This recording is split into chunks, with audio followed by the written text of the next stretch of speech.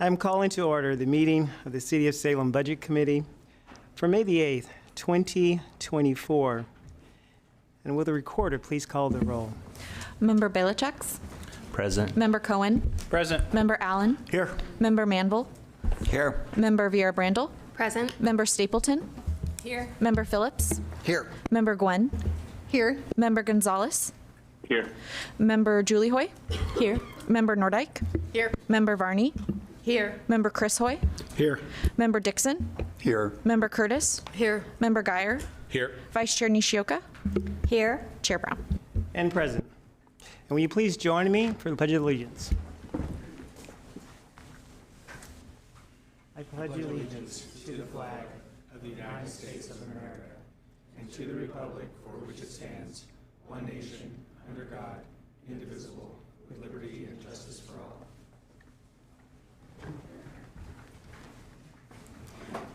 Thank you, and greetings to everyone. It's always a pleasure to see this beautiful team, committee members, so it's great to see you, those that are here, and of course, the members that are online. It's a pleasure to see you.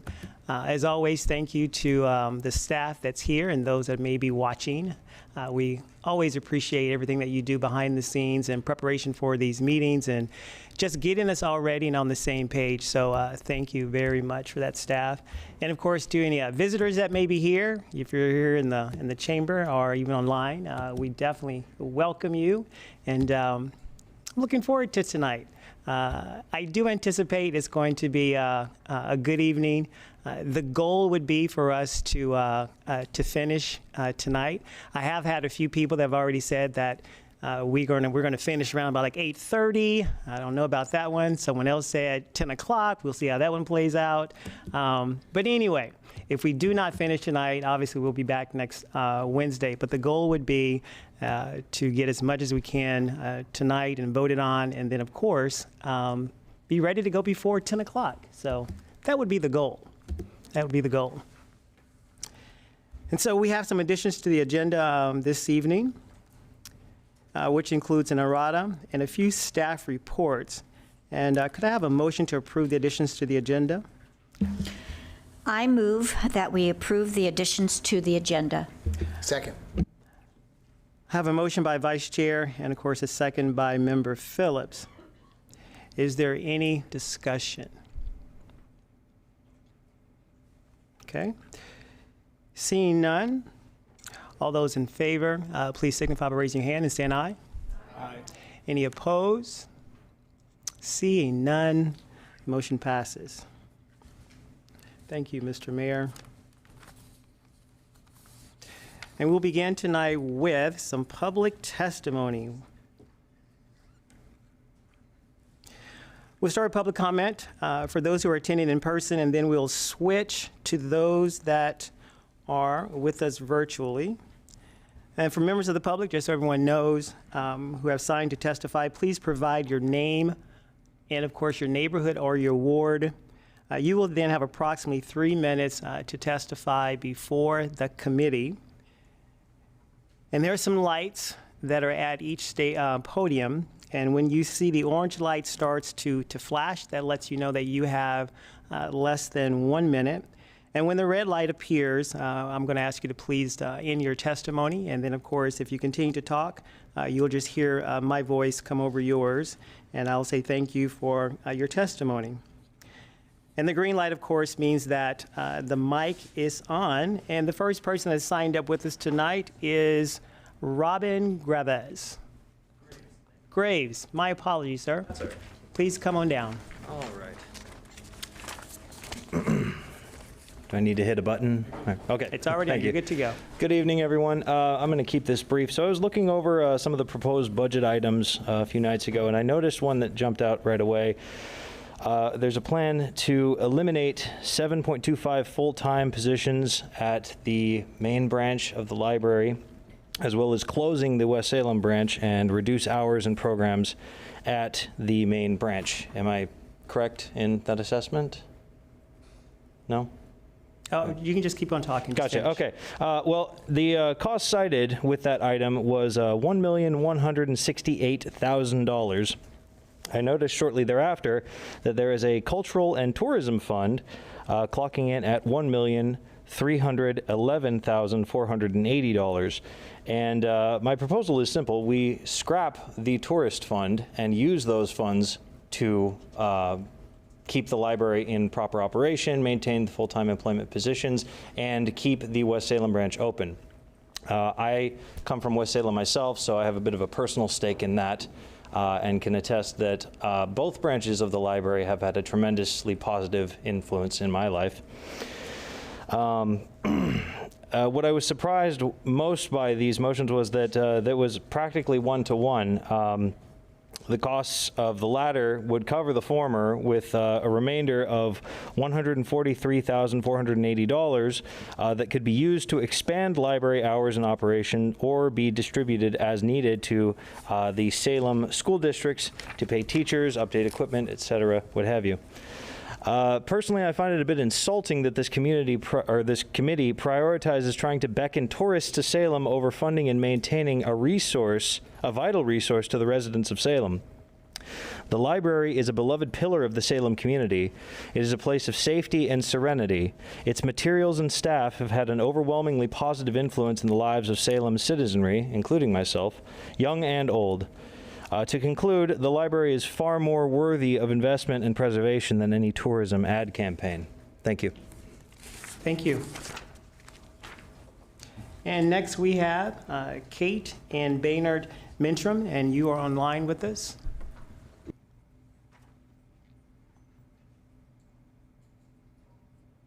Are you there?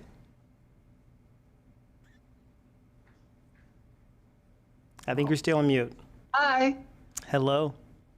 my name is Kate Mentrum, Ward 5. I have a few things to say about taking away the sprinkler system from the Northgate Park, and I wrote it down so I don't waste too much time. Anyway, let me read this out, please. This park is used especially each summer by a lot of people. There is a huge apartment complex right next to it, and others buy it, and this park is considered their backyard. With the parents bringing their children to play in the sprinklers, they can act as security for this park. The more parents who show up with their children, the fewer gangsters or other types will come to this park. This park is used for Fun Fridays when it draws over 400 people. I have seen kids laughing and playing around in the sprinkler system on a hot July day. Just by Googling, there are at least 4 outdoor public pools in South Salem. However, the pools we have in Northeast are mostly indoor private pools. So for the budget committee to take this splash pad away from so many kids since we have no public pools is, I believe, totally wrong. Whatever happened to DEI here? This seemed a bit lopsided, don't you agree? Since I became park chair, I have done my best to bring Northgate Park back to life. For example, through grants, we added more lighting, especially for the winter months, with elementary school children using this route. Soccer goals, basketball court grounds improved from weeds and growing in cracks and things like that. Ash receptacle added, more picnic tables, all this so we keep people to feel welcome to come and enjoy this beautiful park. I know it is one place where parents feel safe with their children. With what I testified today in mind, please reinstate the splash pad sprinkler system matter back to Northgate Park. Thank you very much for your time. Thank you. And my husband's here, he's gonna speak too. He's also applied. So my name is Bayard Mentrum, Ward 5.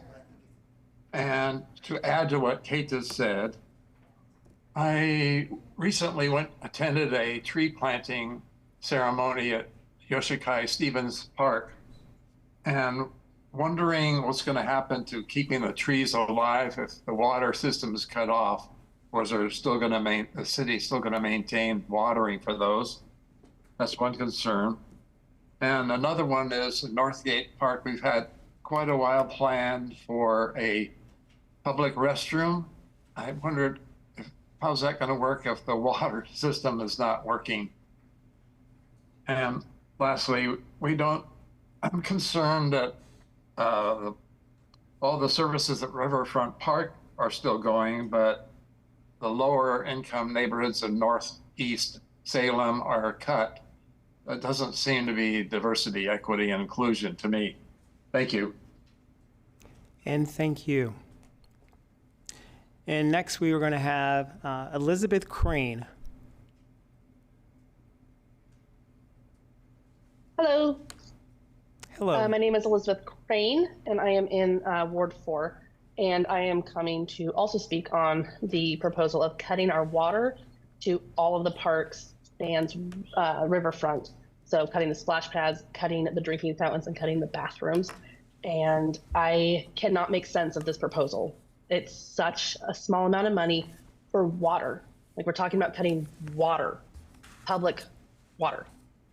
It's hot in the summer, and we're getting hotter and hotter every year, and that's not going to change. And as the previous speaker said, people are using this to cool off. Communities are using it together. Most of our community people we don't have AC. We live in rentals. We can't come outside with a hose. There's no way for people to cool off, and it is cruel to do this to our children, to take that away. The second part is the drinking water. If we are at our parks and we want them to be safe and we want people to be there, we need to provide water. That has to be accessible. With research, you know that crime and hostility and aggression all go up when it gets hot. And so you're going to put that together and not have a place for children to cool down, not have a place for people to get a drink of water to cool down. And then in addition, as I stated before as well, the bathrooms. So we're going to cut them. And there's been a lot of talk online about outhouses and how that's a better option and someone doesn't have to clean it, whatever. How many of you have ever needed a bathroom in an emergency? Every single one of us. And it's nice. Yep, it's nice to have one.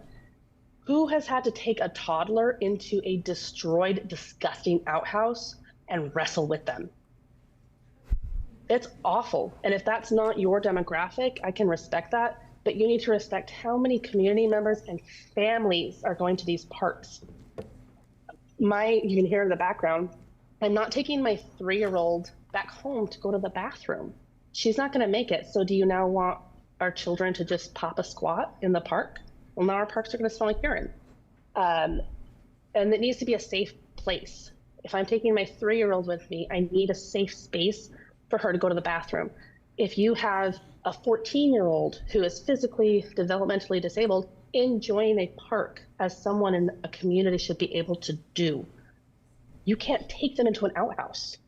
If you have someone, if you have someone who is in a wheelchair or a walker, those aren't accessible. So now we're making it that our parks not only don't have water to drink, water to cool off in the summer, and now you can't come because you can't use a bathroom. And so I implore you to please reconsider this budget cut, to jump on the library budget cut. Please stop taking services that our community needs. Thank you. Thank you. And thank you to everyone for their testimony, for sharing tonight. Our next order of business on the agenda will be the approval of the May 1, 2024 Budget Committee minutes. And may I have a motion to approve those minutes, please? So moved. So moved by Member Nordike and a second by Member Member Dixon. Yes.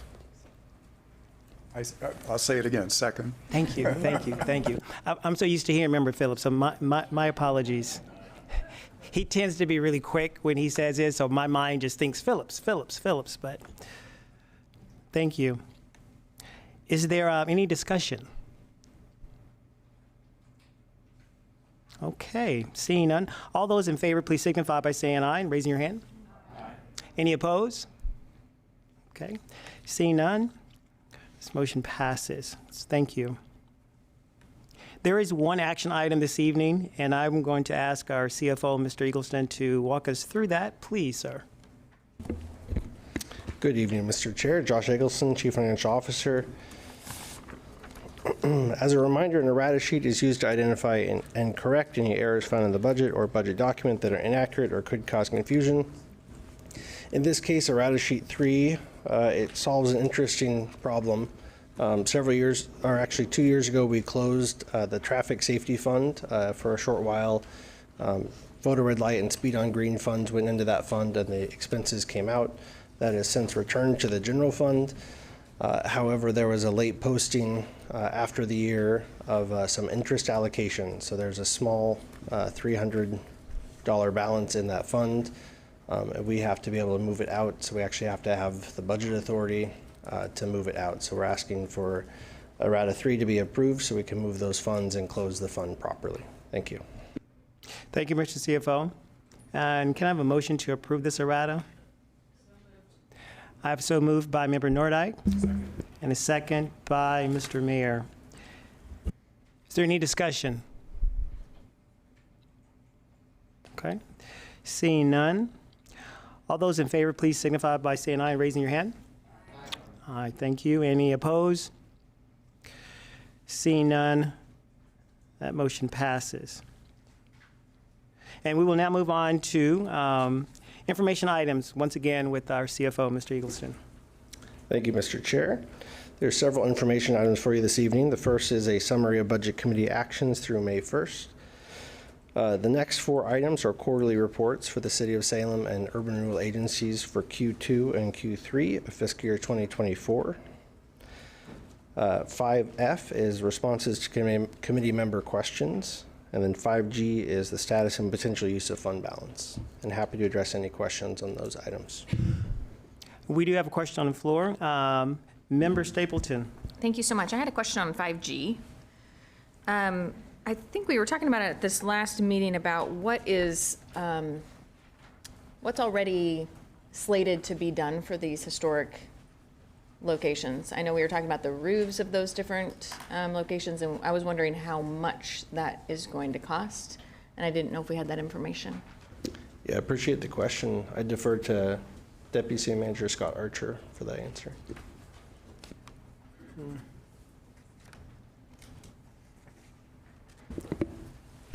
My apologies. Can you repeat the question? Thank you. Yes, I was wondering, last week I had asked, I know that we're contemplating using these funds to replace roofs at several of the historic buildings around town. Right. I was wondering how much we have, how much do we think that estimate's going to be? It's a estimate of most or all of our historic homes that we own, and they are, I think it's a little over $2 million. Okay. That estimate is a couple of years old. Okay. But that's the information we have. That's the information we have right now. It's about that. But that's over the course of the next probably 3 to 5 years was the estimate of when those would need to be done. Okay, and then the items in the CIP for historic structures, I know there was some roofing in there and also painting of historic structures. That's almost $1 million, but that's coming out of somewhere else, or where is that coming from? This might be a question for, can I see your CIP? Sorry, I left mine at home. I think it's on page 16. Yeah, I can speak to that one. So that is funded by the lodging tax also. So the Cultural and Tourism Fund forecast includes those expenses. So it does. For the next couple of years, yes. Okay, so. It doesn't fully fund the repairs, I don't believe. Right. So I guess my question is, it's $826,000 roughly for the stuff that's already in the CIP. Am I adding a little over 2 million to that number for the roofs? Just to be really clear.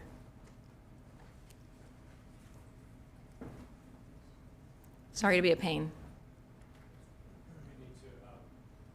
Excuse me. I may need to look at that and then let you know. Can I do that in the next just a little bit here? Yeah, quickly. that'd be great. Thank you. Thanks.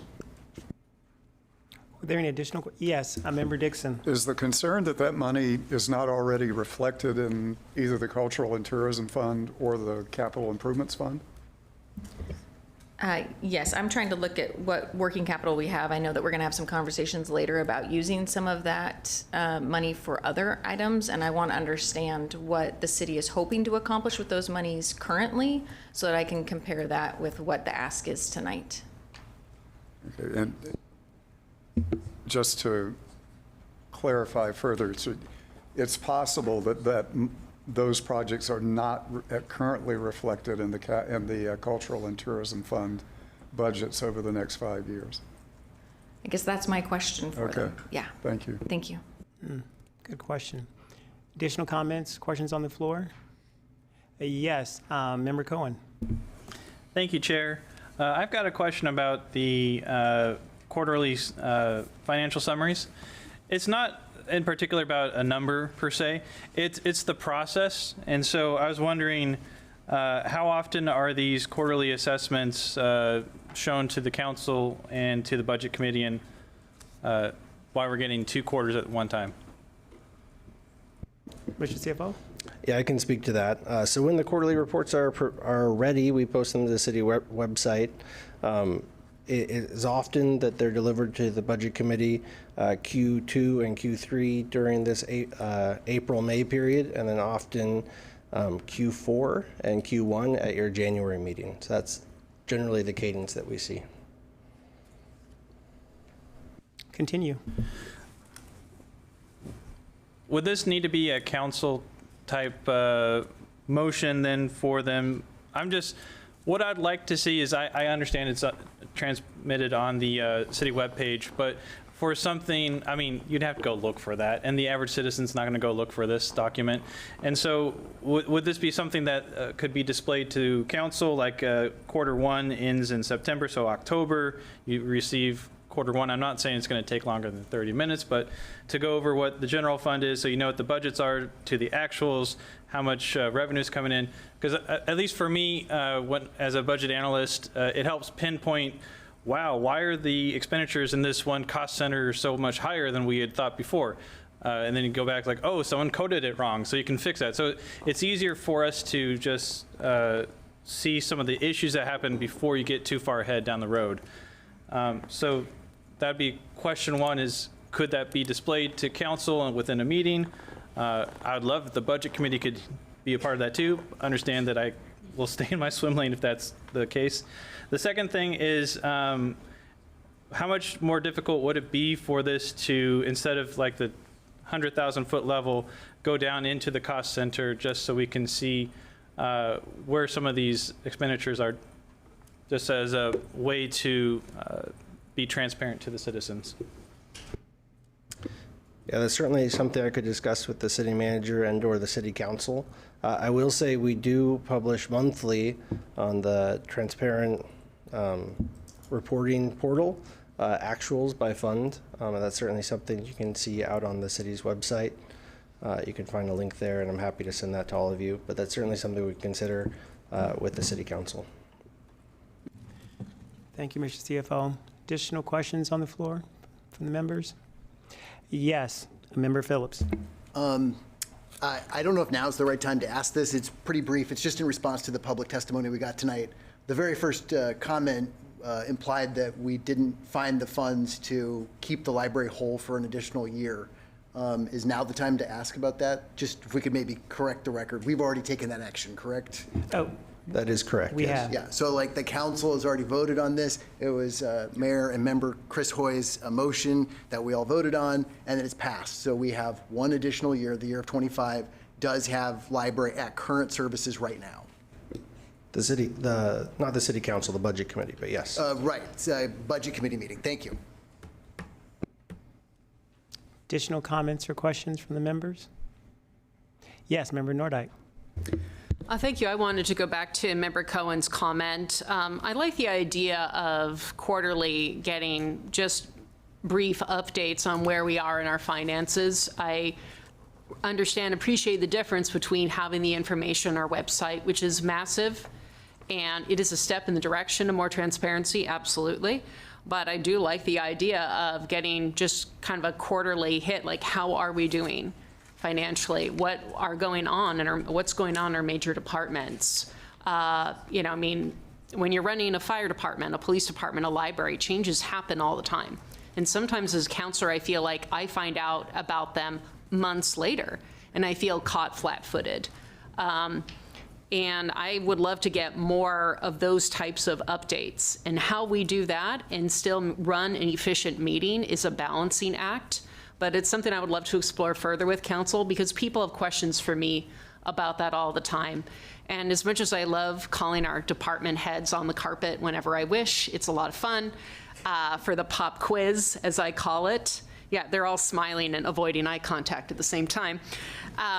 It's, you know, I mean, it'd be nice if I knew as a department head, I've got a multi-million-dollar budget. I'd be happy to share 5 minutes on what's going on in my department for the last 6 months or so. So anyway, I would love to explore that further with my colleagues.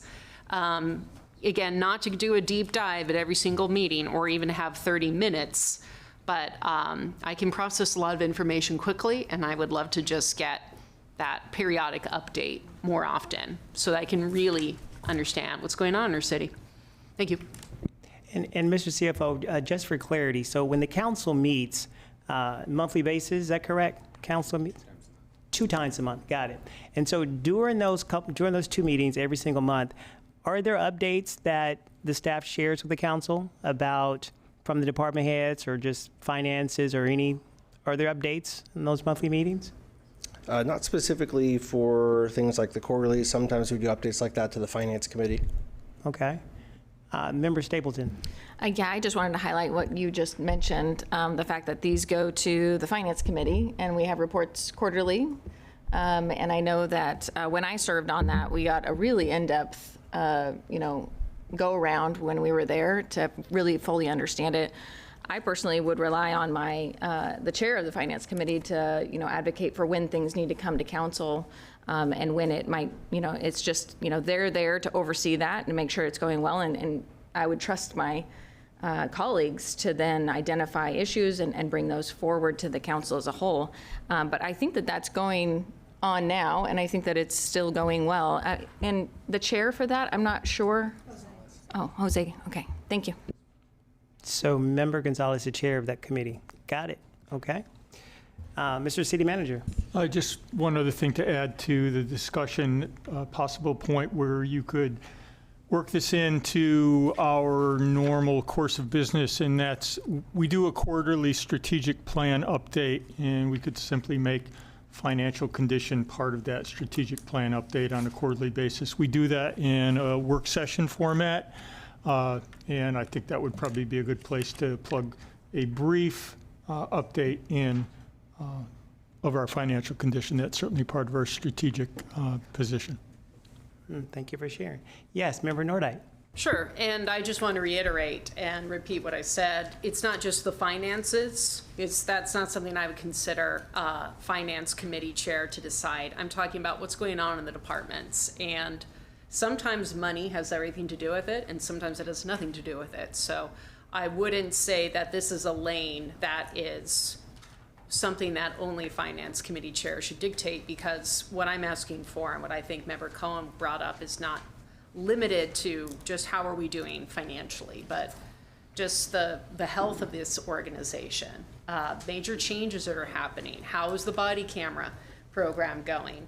How are, certain programs in the library going? Things like that. So it wouldn't be limited to money only, but I like the idea of feeding that into those quarterly reports. I think that could be effective. Okay. Mr. Archer. Thanks, Mr. Chair, and thanks for the extra few minutes there to make sure I had the information in order. So, Councilor, to your question, the estimated roof replacement total over the next few years is about $2.3 million. We have not actually budgeted for any of that yet. It is anticipated that that would be paid for out of the TOT fund balance. As far as the painting, we have proposed roughly $262,000 in the 25 budget, so that's separate.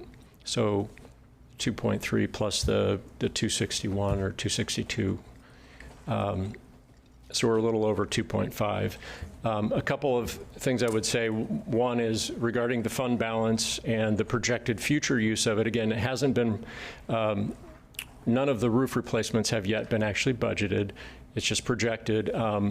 we still have, some work to do in terms of determining when those would be actually slotted in the budget. And one thing I wanted to mention for your, as you have these conversations this evening, since the last Budget Committee meeting, since last week, I've had a conversation. I had a community organization reach out to me. I can't say who they are just yet. Very preliminary conversation that they expressed interest in potentially partnering with the city to do a volunteer and donation project with contractors that do that type of work to help us with some of the roof replacements. I was very encouraged by that conversation, but it's preliminary. So that may relieve some of the pressure to use that fund balance for those purposes. Okay, thank you so much. You're welcome. And Mr. Archer, just for further clarification, so those roofs have not been budgeted for yet, correct? Correct. And how many are there again? 5 or 6? 5. 5 or 6? 5. 5. And what do we think the estimate is? Like It's estimated the total for all of those is 2.3 million. Got it. Okay. Thank you. Question on the floor. Yes, Member Cohen. Thank you. First to Member Nordyke, thank you for your words. I really appreciate what you had to say. To Mr. Archer, our roof, replacing roofs, is that eligible for CIP funding, or does that have to be taught? As I understand it, and Josh, please feel free to help, but we transfer from the TOT to a CIP fund. So it is CIP, but it would be, if it were budgeted, transferred, I believe. Is that correct, Josh? Yeah, essentially correct. So we budget for a transfer to the capital improvements fund where the expense for that capital improvement project actually occurs. There is no alternate funding for these roof replacements or for the historic structures more generally. The only other eligible fund would be the general fund.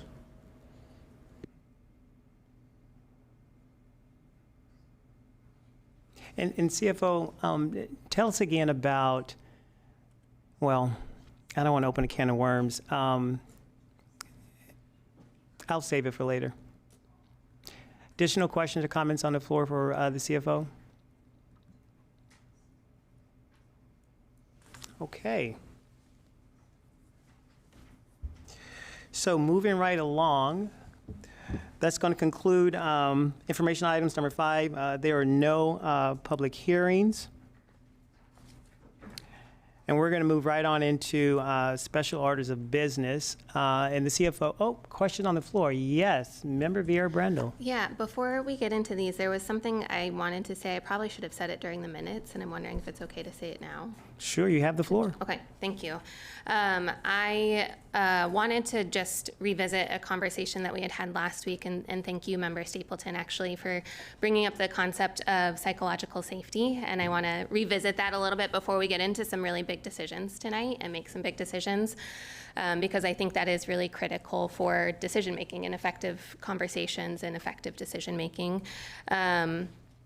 And I have really been thinking about it, and I feel like it's become even more relevant this past week. And just wanted to provide some perspective as a person of color in this community, as somebody who doesn't inherently feel psychologically safe in spaces like these. I feel like that sense of felt safety is something that is developing in a space like this and has not yet been achieved. And there's still quite a bit of room to go. It takes me a lot of time in spaces like this and distance to gather my thoughts and think about what I want to say. And when I am when I'm trying to think about what I want to say, there's also a number of steps that I have to go through when I am in a space where I don't feel safe. That includes things like thinking through, is what I'm saying unduly impacted by my own experiences of systemic oppression and of racism, not just in this space or in our city, but in our state and throughout my life. And then processing through grief and anger that comes with having to have that thought and having to second guess myself in that way. It also includes thinking through who's going to hear what I'm going to say, who's going to hear it, and how are they going to receive it? And will I be viewed as just another angry brown person, or will I be viewed as an empowered member of our community? It includes thoughts, too, of really checking myself and my own internalized racism to make sure that what I'm thinking or feeling or saying isn't rooted in that. And I could go on, and I say all of this to just try to illustrate a little bit of what people like myself or others who share my minoritized identities might feel stepping into a space like this. And as we seek to diversify, not just this committee, but these halls and make these spaces and these committees more reflective of our city, and as we have conversations and make decisions that are very far-reaching and will impact our city for years to come, I just want to underline how important felt safety and psychological safety is, and to emphasize that it's not something that's just there. It's not something that just happens. It's something that has to be created. And I would encourage all of us to think about, not just this year, since we're almost done with this budget cycle, but in future years too, how do we show up in this space? How do we show up with one another? What are we doing to contribute to that felt safety that others might feel here? And I would also encourage people to think about how they contribute to that and the community at large. And again, I feel like this conversation or this thought, line of thought has become much more relevant this past week as I became aware of some really hateful and violent language that was targeted towards a member of this committee. From somebody, that language came from somebody who is running for elected office and who thinks that they deserve to be sitting in this room, and who might be sitting across from all of us next year, depending on how the outcome of that election. And I share that to say that I hope that underlines even more how much added risk people like myself or other members of the BIPOC community might take on just by existing in this space, just by existing, just by showing up, just by opening their mouths and contributing our voices to the conversation.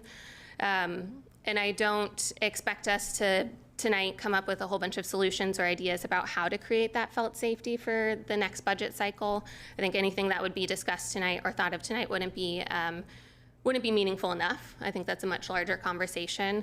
But I do hope that as we have taken time this year to taken extra time this year to understand the budget better, that we also in the future cycles could take extra time to bring that intentionality into the space and to bring that concept of felt safety much more to the center and the forefront of what we're doing.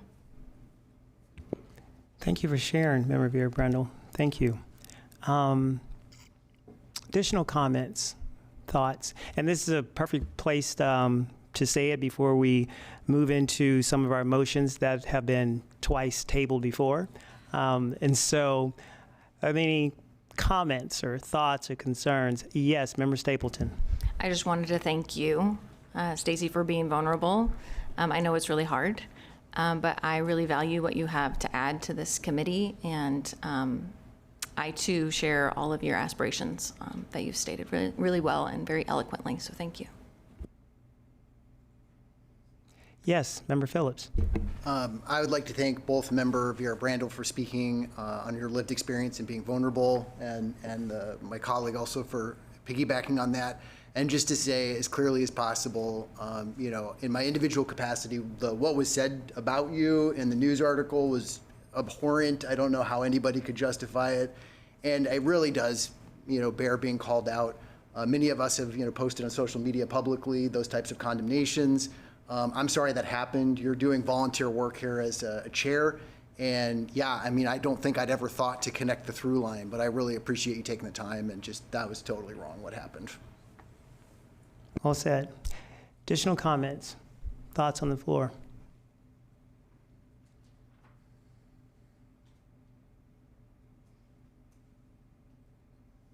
I will respond.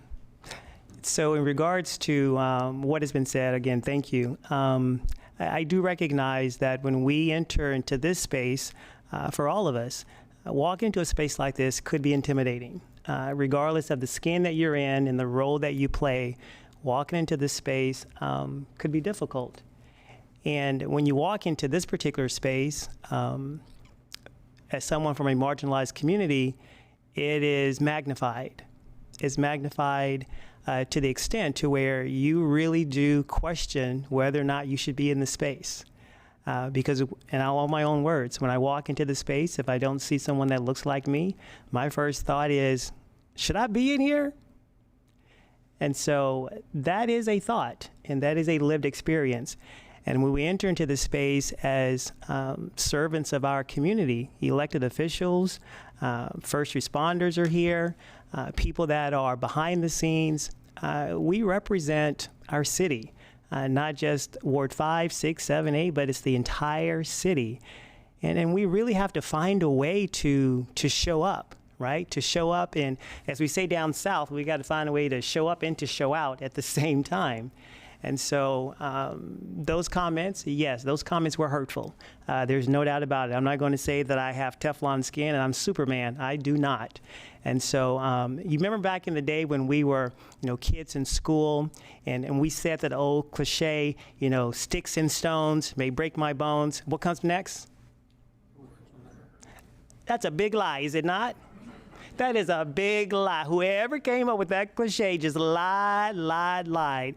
Because words do hurt. Words do hurt, and words do leave a lasting mark.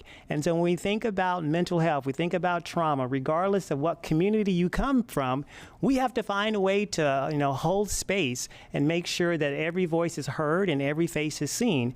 And when we hear things, I think it is left up to us, especially those individuals who are elected officials. We have to call out wrong when we see it.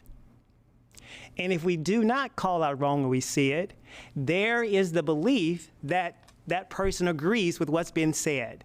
And so it's either I step into a space to say, hey, this is right, or I step into a space and say, hey, this is wrong. And when I look to my colleagues, for those individuals to step in, to be that ally, if that person is not going to step in to be that ally, then I just believe that you agree with what this person has said. And when you agree with that, then that magnifies the weight and the concern and the trauma and the worry and the fear that is on me or that person in that space. So, said all that to say this. We are in this space to represent and to serve a city, and it is a pleasure to be in this space. And I do hope tonight, as we talk about result areas and as we vote for them, I do hope that we will think about the larger audience, because at the end of the day, it's not just us in the space, right? We may be in the space physically, but there are people watching us all across the city, and they are hoping that we can see them and hear their voice.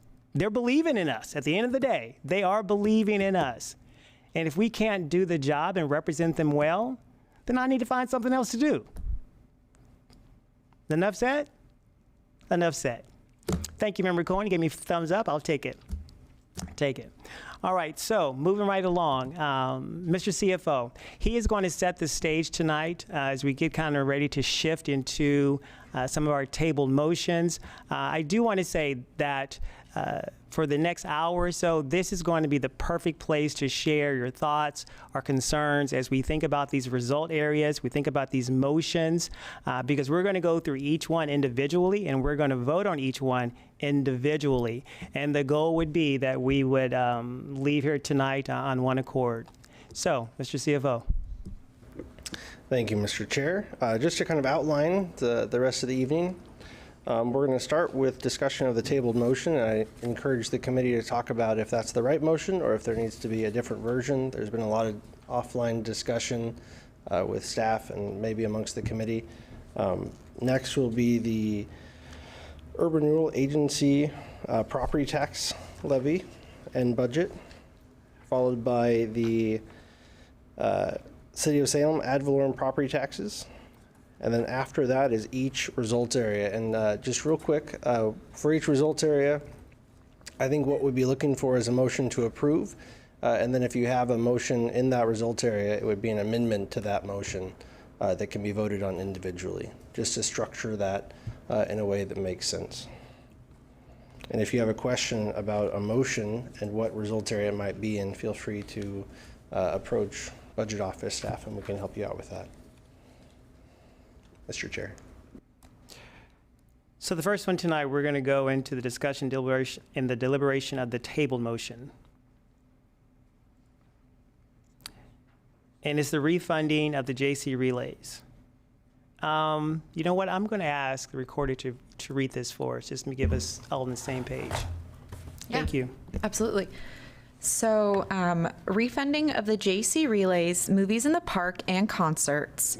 This was an amendment of member Chris Hoy's motion that passed of, I move that the proposed library reductions be restored to the FY 2025 budget and funded with a transfer from the Cultural and Tourism Fund working capital. Thank you. Is there any discussion regarding the motion before we take a vote?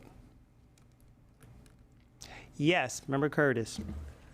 So this is not my area of expertise, the That's Robert's okay. Rules of Order. So this motion only would restore the JC Relays, movies, and concerts. Pardon? And we're also looking at something in the Parks and Rec area, which is the 709,000 or whatever, to restore the parks operations for the summer. And so my thinking was to combine all of these into one motion to cover, excuse me, to cover those things because they're all in the same result area. And I don't know if I'm making sense or if this is the right place to talk about it, or if we have to vote on this. I don't know. You are making sense. I think that would be an amendment, but I'm going to. If I may, it could be an amendment or a substitute motion. I would recommend a substitute motion and combine it all together that could be voted on. So would I. Question on the floor. Yes, Member Cohen. It's more of a statement than a question. So this is the third time that it was tabled because I made the original amendment to Mayor Hoy's first motion. So the background of this is that I made the amendment to Mr. Hoy's motion, and then the following week is when I learned that the shutting off the water meant no splash pads and water fountains, which to me took priority precedent over movies and concerts, even though I love movies and concerts, because I think through the outpouring of testimony we've received, more people put a priority on the restoring either 709 or what we got in our packet, 422, pared down response.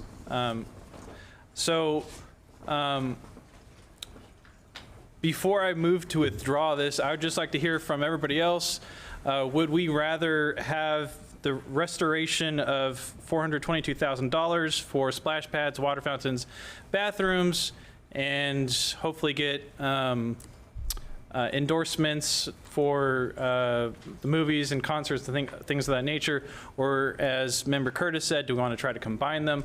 Because that would move me to propose a motion one way or the other. Thank you. Question on the floor, Member Dixon. To respond to your comments, I would like to see them combined. I think they're both high priorities, the family events and the seasonal and contracted parks maintenance. I would like to see that combined. The 709 level or the 422 level? 422 is fine. I've been assured by staff that that would take care of the areas in that section that are really priorities for me. Other people certainly may see it differently. Yes, Member Nordyke. Thank you. Appreciate the discussion. I also would be in favor of tabling this motion, the one that Member Cohen Tabling proposed. it? I don't think we're planning to table it. Yeah, I am commenting on it. And so I would be in favor of either tabling or withdrawing it, however you see fit. And I like the idea further of combining both the 422,000 and the 96. I feel that having read the staff report here about restoring 422,000, I feel like it threads the needle. I was a little hesitant about restoring any of the funding to the park simply because I worry that whatever we spend today, less money next year. So recognize that we are getting a lot of testimony from folks who want to preserve these services today. And maybe this committee votes to restore the 422,000. Maybe they do vote to restore the kids' relays, concerts, and movies today. But that just means that the next budget committee cycle could be more painful. So I just want folks to understand that you might have to pick. Do you want this year or do you want it to be next year? Next year, we might have to make more cuts on top of cuts that are being proposed this year. So I am fine with restoring the $422,000 because, as indicates in the staff report, it would allow us to maintain the staffing and supplies necessary to maintain the water systems to neighborhood parks and non-reservable areas of community parks. Turf would be irrigated, splash pads and restrooms of parks would be available for public use, and some seasonal staff could be hired. So that to me feels like a really effective threading of the needle, and I want to thank Member Dixon for working so hard on that. I think he took a lot of feedback into consideration as he came forward with this proposal, and I just appreciate all the active listening that happens in these meetings. I appreciate it's been a respectful dialogue and that there's minimal interruption from others when others are speaking. So I would be in favor of the $96,000 plus the $422,000. And how we get to that is, how we get to it is not as important to me, but I would be supportive of that sort of motion tonight. That's where I fall. Yes, Member Phillips. First, my comments. I definitely think that the, splash pads and water at parks is like a higher priority for safety and health reasons. So that to me comes first. Either way, I'm going to have questions for Josh or somebody in staff in terms of where we're at in terms of some of the information we got communicated to us tonight, in terms of our working capital or our reserve, because I believe we're just at or already below the policy that City Council has established previously to have at least 15% reserve. So what is the potential of 95 versus 422, or adding those two together? What does that look like? Like how far below are we going? Mr. CFO?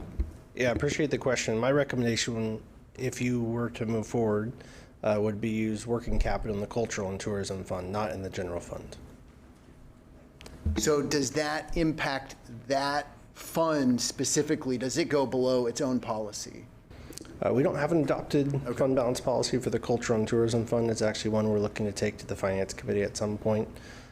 Currently, the outstanding obligations, you've heard about the deferred needs for the roofs.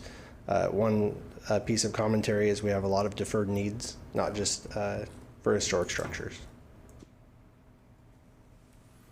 My last comment, just while I have the microphone on, is that all of this has been put into perspective by the staff, of how close we are, and that a disruption based on our global warming or environmental disruption could happen, and we may need these funds for something that's even more expensive than what we're considering.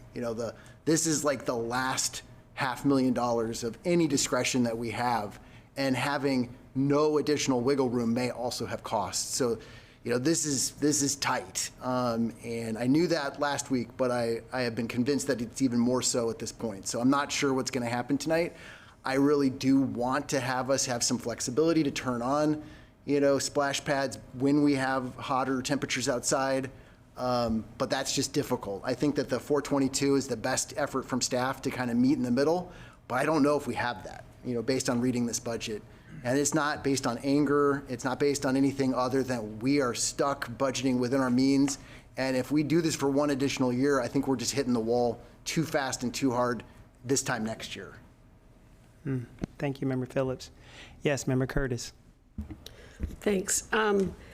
So here are my thoughts. We're looking for, I think it's $518,000. Half. My feeling is, excuse me, we could take half of that, 260, from the ARPA TOT funds. Take another 260 from the fund balance in the general fund. And I think Josh told me earlier today or yesterday that where we are right now is about 14 point something, Josh, 9 or something like that. In percentage of the fund balance. So we're very close to 15, which is the policy. And I personally don't think either one of those funds should take 100% of that hit. And I think $260,000 is not very much in the fund balance. But, and also, you know, we have a revenue task force whose job is to come forth with some new funding alternatives. And I just feel like this is a one-time situation for us in 2025, and we have to do the right thing for our community because, you know, that's who lives here. And so that would be my hope, is that we could split it between those two funds. Thank you for sharing, Member Curtis. Additional thoughts, concerns? Yes, Vice Chair. Thank you, Chair Brown. I feel that we will be skirting the Cultural and Tourism Trust Fund a little too much. I would like to see, and I do thank the park staff for coming up with the 422. I'd like to see that incorporated to keep the splash pads, water, bathrooms. I think those are critical things to have in our parks, to be amended with the motion of the library. But I do feel that removing the relays, concerts, and free movies would save us close to $100,000, and that might be a nice buffer to have in this fund for the budgeted items that are coming up. So that would be my perspective. Got it. Thank you, Vice Chair. Yes, Member Dixon, and then Member Varney. May I follow up on that comment? My understanding is that I assume when you say the items that are coming up, are you referring to the repairs to historics? Yes. And as I understand, those are not budgeted. Is that correct? But it doesn't mean that they're not going to be needed. They did 2 years ago the quotes for the roofing. So again, just trying to thread the needle, but maybe not thread it so deep that we don't have all the funds that are needed. Member Varney? Thank you very much, Chair. My question has to do with the $422,000 for the parks, for most parks operations. I'm curious about a topic that was brought up last week with graffiti abatement, and I know that we funded the graffiti abatement position, but I also learned this morning that last year parks spent over $43,000 on graffiti removal in our parks. And so I'm wondering, does the graffiti abatement position that we're funding, is that going to cover what our parks maintenance staff are doing for our parks? Good question. Mr. Archer is coming to the floor.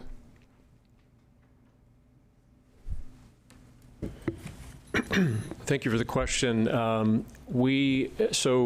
The graffiti abatement positions that exist in the police department, or what's remaining, typically do citywide, but not necessarily within parks. There certainly is some collaboration and support. The graffiti abatement that occurs within parks typically is done with our maintenance staff, so it becomes part of our routine maintenance that we do. We respond to it as quickly as we can, but that then takes some of our work and reprioritizes it when that comes up. Is that clear? So the answer is no, it's not. The graffiti abatement positions are not specifically going into parks to do that work. That's mostly our maintenance staff, our parks maintenance staff doing that work. We're looking at a severe cut to parks maintenance, Right. So I'm wondering the impact on our parks from that perspective. And I would say, and we never know how much we're going to have on an annual basis. I don't anticipate it, probably reducing, but yes, there is an impact. A reduction in our parks maintenance budget will potentially impact our ability to respond in as timely a way or as effectively as we do now. That potentially could impact that, yes. Okay, thank you. Yes, Member Allen. Thank you. So a couple quick comments on what's on the floor, or not on the floor, but what's being contemplated to be on the floor. One, I would be in support of the $422,000. However, in the information that we received in our packet, with what we've discussed so far as a committee, the ending fund balance will drop by, in the general fund by $6.23 million, or a 20% drop, and get us right around that 15%. So I certainly would not be in favor of doing anything else that lessen or increases the blow, if you will, to the general fund. I would support the staff's compromise concept with regards to the parks. I am less enthusiastic with regards to the other three items that have been discussed. I would, because it's a lot of money, and I share the concerns with regards to maintaining the flexibility. I may be in favor of the full amount. I would be more in favor of a lesser amount so that there is seed money available for staff should community donors come forward and be willing to partner. And for example, somebody take the place of the JCs and it can become some other relay, the Rotary relay or something else. That's just 2 hours, works well. So I would prefer to see it at a lower amount, just so that the money's there, that the city can partner with community-minded donors. But to recap, I'm very concerned about reducing the general fund any further. I appreciate what staff did with the 422, and I would certainly support that motion. And thank you, Member Allen. And just for clarification, Mr. City Manager, please. I just want to agree with Member Allen that our fund balance in our general fund is at a precarious point, and additional reductions in that, I would not advise that. We do have the funds available in the TOT reserves, and let's use those funds for this purpose and respect the general fund reserves as they are. Got it. Mr. Mayor? Thank you, and I share most of what Mr. Allen said as well, except that I think I draw a different conclusion in that I'm not convinced that we can afford these things. I very much want to restore these things to our parks. I talked last time about how important the splash pads and other things are, and I've wanted all along to be able to afford these things, and have taken other actions to make sure we could. But the reality is, I don't think we can, and I certainly don't think we can do it out of the general fund. But I'm worried about those ongoing assets, the historic buildings. If we don't have the ability to replace those roofs in the future, then are we going to lose those? And that's where that money would come from, is the money that we're contemplating spending. So I'm not sure how yet I'm going to vote on this, but at most, I could do the staff kind of compromise recommendation, but I'm still not convinced that we can actually afford that. So those are my thoughts right now. And just to comment on what Mr. Mayor just said, and followed by Member Allen and Member Stapleton, I'll get you in just one moment. Clarifying question, Mr. CFO, you may have to answer this. So, or Mr. Archer, so there is talk about partnerships or someone coming to help us financially with what we want to do, but that's kind of like just a possibility. That's not a definite, correct?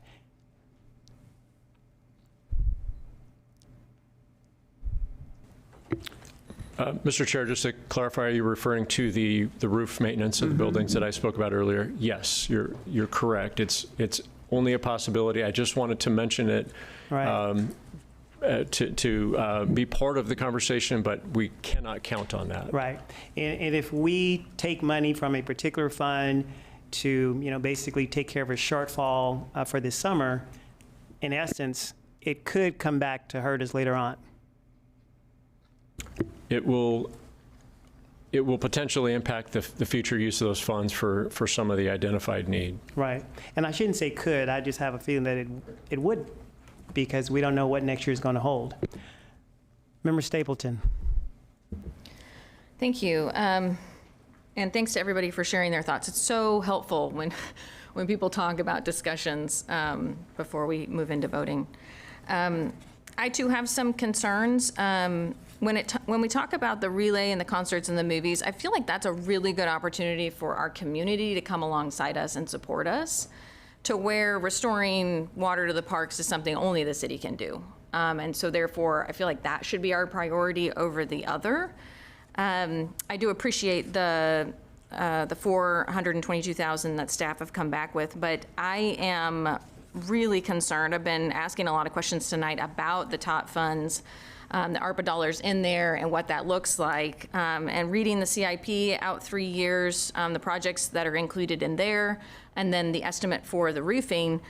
It really, after we take the library restoration dollars away, we're really cutting it close to that number. And what I was talking with staff about here momentarily ago, I was asking about, well, what is the average amount in that fund that is kind of left over every year? And they were talking about, around $1 million is kind of where it comes in, but all of that gets spent on maintenance. And so the ARPA dollars coming in it's kind of this, though, a one-time chance for us to use those dollars to repair the roofs. And obviously we would have to find ways to do that if we didn't have ARPA, and we would have to do that. I don't know how that would work if we didn't have the ARPA funds, but I'm really concerned about taking this money that could be used for a structural fix to maintain the structures that the city has. I believe a roof is good for 30 years or so. So taking that money obviously it's not all of it, but kind of eating into that in order to provide things for the few summer months that we have. I just have some concerns about that. And I too am not willing to go towards the general fund. That's kind of I hate to say that's a hard line for me, but that's really not something that I'm interested in touching at all. I'm already nervous about it. If it was in my power to do so, I would make that a 20% instead of 15%. But my entire time on council, that has not been available to us because of the way that our situation is financially.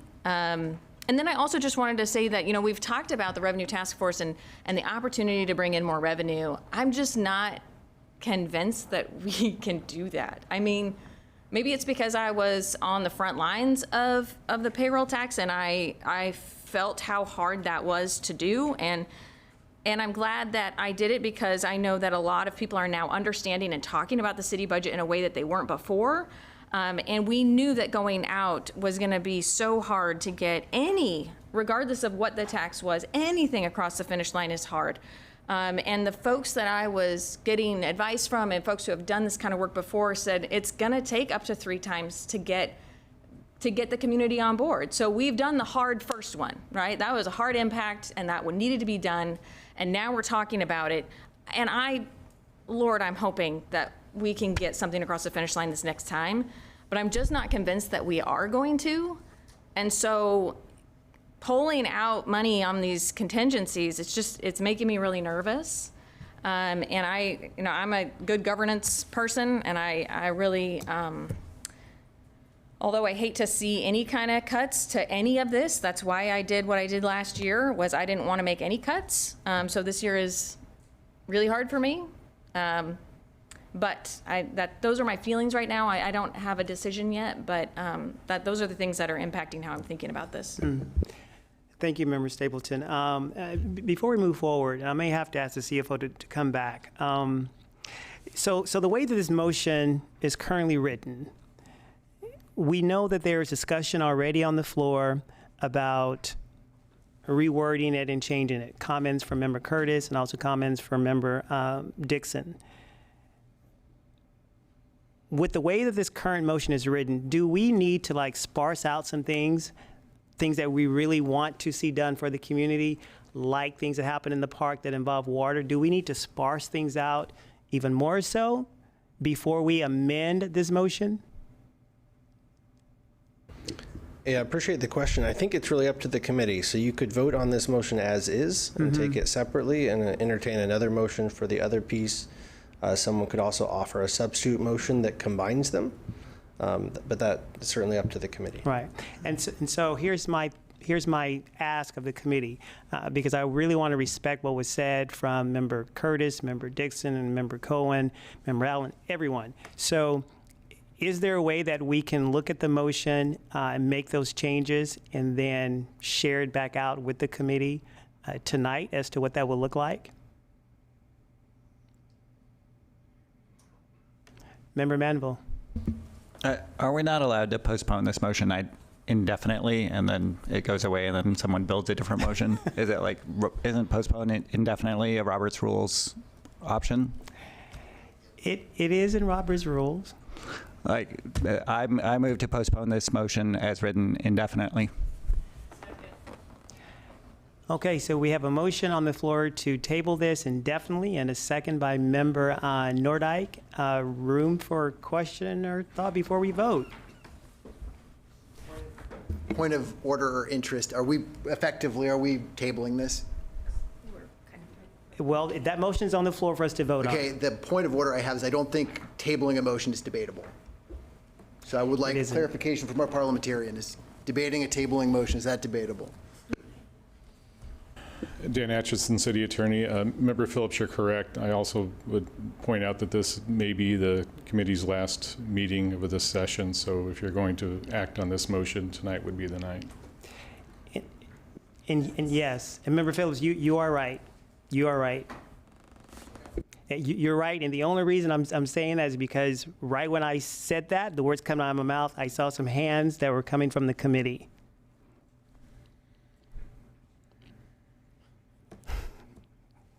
We have to take a vote. So the motion on the floor is that this would be tabled indefinitely, and it has been seconded, and I'm going to ask the recorder to call the roll as we vote on this. Member Belicheks? Oh. Member Varney. I'm sorry, but could you please restate the motion? Yes, please. The motion is to postpone the motion indefinitely.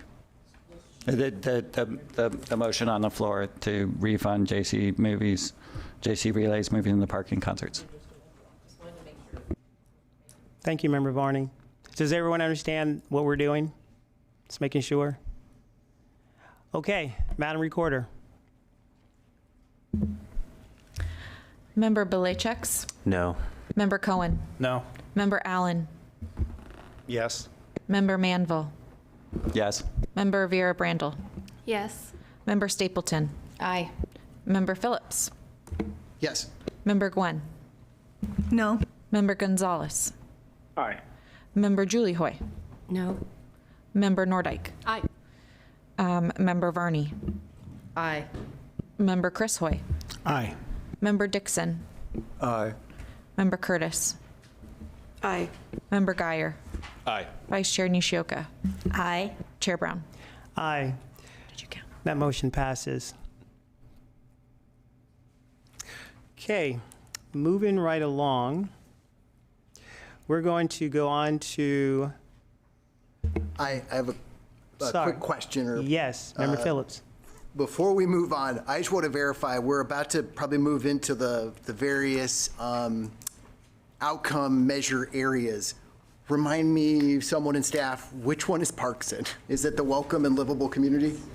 Yes, it is. Correct. Okay. That's it. So we are going to. Mr. Chairman, Yes, Member if I Dixon. may, is it more appropriate to offer a motion that's pertinent to the one that was just tabled indefinitely now, or when we come to Parks? Let's let it come to Parks. Okay. But that way we can all be on the same page. Thank you, Member Dixon. So we're going to move to item B.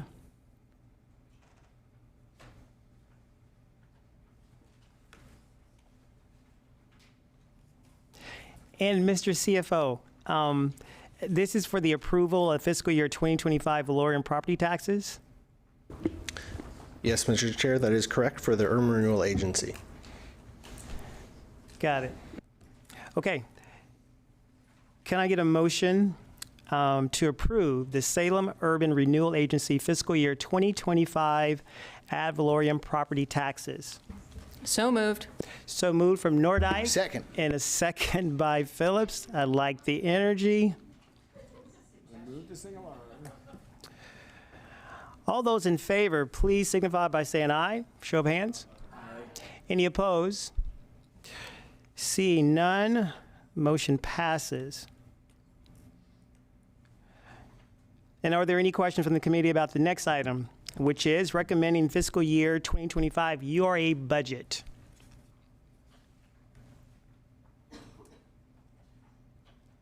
Okay.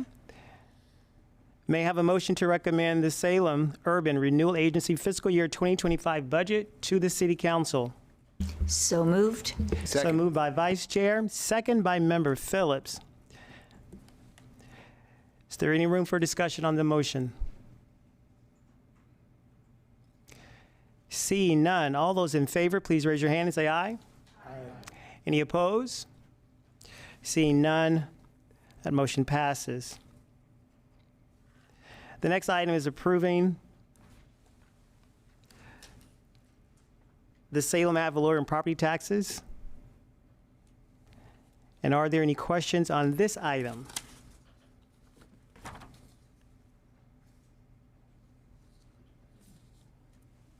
May I have a motion for the approval of the City of Salem's fiscal year 2025 ad valorem property taxes? So moved, member. Second. You're fine. So moved by Member Stapleton, second by Member Phillips. Thank you, Member Phillips.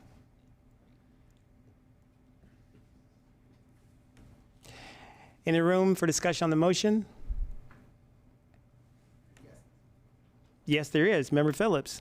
Just a rhetorical question for staff. Do we, as a city, have any control over the first point of this item, the permanent tax rate, as a city? Really appreciate the question. You could lower it, you can't increase it. Thank you for that clarification. Are you wanting to entertain a motion? I was about to say, this is going to be fun. As a follow-up to that rhetorical question, no, I'm of the belief that our facts show that we don't have enough funds. This is true. This is true. And members, the final item this evening is the recommendation of the city budget to the City Council. Point of order. You need to vote. I'm so sorry. Oh, my apologies. It's okay. Yeah, I'm moving quick. Yeah, that's all right. I'm moving quick. All right. Madam Recorder, please call the roll, and we'll vote on this one. Oh, sure. Okay. Hang on. All right. Member Belicheks. Aye. Member Cohen. Aye. Member Allen. Aye. Member Manville. Aye. Member Vieira Brandel. Aye. Member Stapleton. Aye. Member Phillips. Aye. Member Gwen. Aye. Member Gonzalez. Aye. Member Julie Hoy. Aye. Member Nordyke. Member Varney. Aye. Member Chris Hoy. Aye. Member Dixon. Aye. Member Curtis. Aye. Member Geyer. Aye. Vice Chair Nishioka.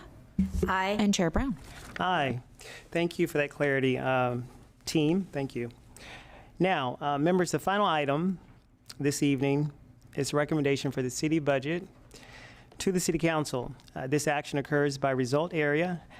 That is how the budget is presented, and it has been presented to us. And at this time, is there any motion to modify the budget for result area? It can occur right now. If you have a question about, it should be good governance there.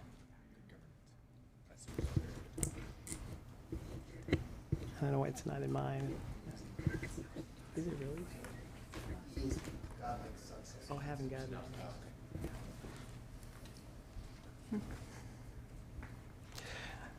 So if you have any questions about this result area, and I do see one on the floor, this is good governance. This is a good time for that. And I'm going to yield to Member Nordyke. Thank you. Just in an abundance of caution, I always do this at the outset of this item. I'd like to declare a potential conflict of interest when it comes to capital improvement budgets because my family owns property that could be impacted by the CIP. Thank you. Thank you, Member Nordyke, and that is recorded. So for good governance, the budget includes all the changes previously approved by the Budget Committee, adding back the graffiti abatement officer proposed for reduction using general fund beginning working capital, adding back proposed library reductions using cultural and tourism beginning working capital, and the erratas approved prior to this evening. The errata approved this evening will be included as part of the final Budget Committee recommended to the City Council. And are there any questions for the staff in regards to good governance result area?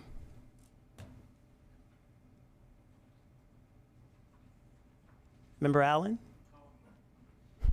Are you a mind reader? Mm-hmm. Well, actually, I don't have a question, but I was trying to figure out where on the rest of the agenda would be appropriate to make a comment. Now that we just barely entered into the approval of the budget, obviously by results area, and since you already called on me, I'll go ahead and say it now because it pertains to the entire budget, not just a particular results area. It's known that you can't solve a problem until you recognize that you have one. And I appreciate the work that has been done by members of the council in helping to educate the community of the fiscal concerns or problems that the city has. It's disconcerting when those of us that are able to have a purview of the dire situation that the city is entering into over the next several years, where there are members of the community who will say that the city has a spending problem and not a revenue problem, or the city has a priorities problem and not a revenue problem. I can only speak for myself. As I review the information that we as a committee have been provided, I struggle with that mindset. That you can have difference of opinions on how things get spent, but there's clearly not enough revenue in order to meet the needs or what the community wants and what the community deserves. And so it's with a heavy heart that I'll be voting for all of these areas, knowing the problems that the city is going to be facing down the road. Thank you for sharing, Member Allen. And yes, this is a perfect time to say that. Additional comments or thoughts on the floor? Yes, Vice Chair. Thank you. Oh, that was it? Oh, I thought you had the floor. Additional comments, thoughts, concerns, questions before we move toward a vote? Okay. May I have a motion to approve the City of Salem's fiscal year 2025 Good Governance Result Area Budget? So moved. Moved by Member Phillips. I'll second. And second by Vice Chair. Is there any discussion of the motion? No discussion.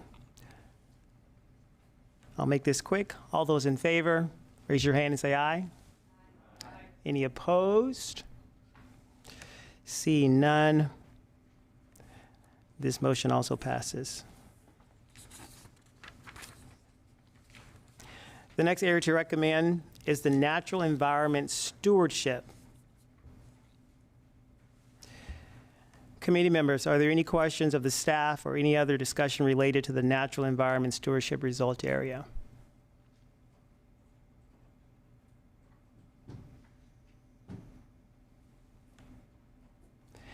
May I have a motion to recommend the City of Salem's fiscal year 2025 natural environment stewardship result area budget? So moved. So moved by Member Stapleton. Second. Second by Member Phillips.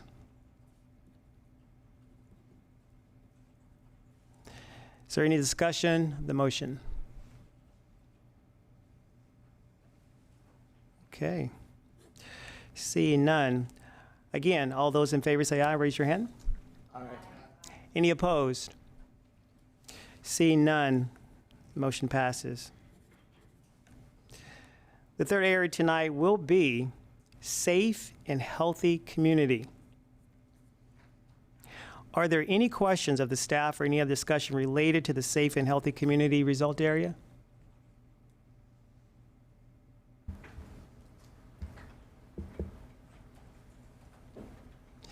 May I have a motion to recommend the City of Salem's fiscal year 2025 safe and healthy community result area budget? So moved. Second. So moved by Stapleton. Second by Member Phillips. Nordyke. You can do a rock, paper, scissors for it.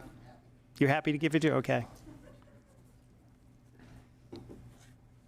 Is there any discussion on the motion? Seeing none.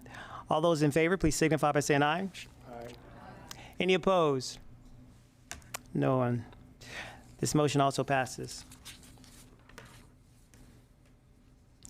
The next area is our safe, reliable, and efficient infrastructure and capital improvements. Are there any questions of the staff or any discussion related to the safe, reliable, and efficient infrastructure result area? There is. Vice Chair. Thank you. I would like to make an amended motion, and I'm hoping that I'm going to read this correctly. Yes, Vice Chair, just do your motion. All right. I move to direct staff to create a new project in the Transportation Non-Assessed Capital Construction Fund and amend the fiscal year 2025 through 2029 CIP to provide an accessible parking space at 790 State Street. The project will be funded with $50,000 from the unspecified project in Transportation Non-Assessed Construction. Second. Thank you. So we have that motion by Vice Chair and a second by Member Hoy. Discussion of that motion. Member Allen, and then we'll go to Member. Point of interest. Could the maker of the motion please speak to their motion? Yes, please. Vice Chair. Thank you, Chair Brown. So at our last meeting, we had a woman, a student from Willamette Law, that was asking for an ADA parking space so that her clients could get to their office. And so upon Councillor Hoy and myself reaching out to Mr. Martin, we found that this is a way that we can help fund that parking space. Thank you, Vice Chair. And we'll start with, was it Member Curtis? Were you first? Nope. Member Dixon. Do we know the cost of that? $50K? 50,000. 50,000? I'm sorry, did I miss a memo on this? No, you did not miss a memo. This is brand new. This is our motion tonight, happening right now. This information just came through, so maybe we could have Mr. Martin come and speak to this. That way it could help answer probably what you're wondering about. That would be helpful. Thank you. Good evening, Chair Brown and Budget Committee members. Brian Martin, Public Works Director. Yeah, so there was a person that testified last week prior to the Budget Committee meeting. She had also testified at a prior City Council meeting, and so we took the opportunity to look and see what it would take to build that ADA parking stall. There are not any on that block, and technically we should have one ADA parking stall per every 25 parking stalls in a block. Typically, when we go and we do capital projects in an area, we always make those improvements. We don't have a capital project planned in that area, and we felt it was a good opportunity to go ahead and put that stall in. So we did an estimate. I know it sounds real high. It is, and I'll just describe real quickly. With angle parking and you make an ADA stall, it's pretty easy to just put paint down. When you have parallel parking stalls, if you think about as a vehicle pulls up to the curb, that landing area has to be on the back side of the curb. So the curb has to get removed, the sidewalk has to get removed, everything has to be reconstructed. So that's where the $50,000 comes from. Member Dixon?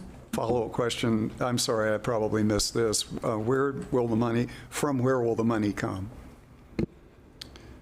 Yeah, so it's on, I think it's page 239 of your budget book. Hang on.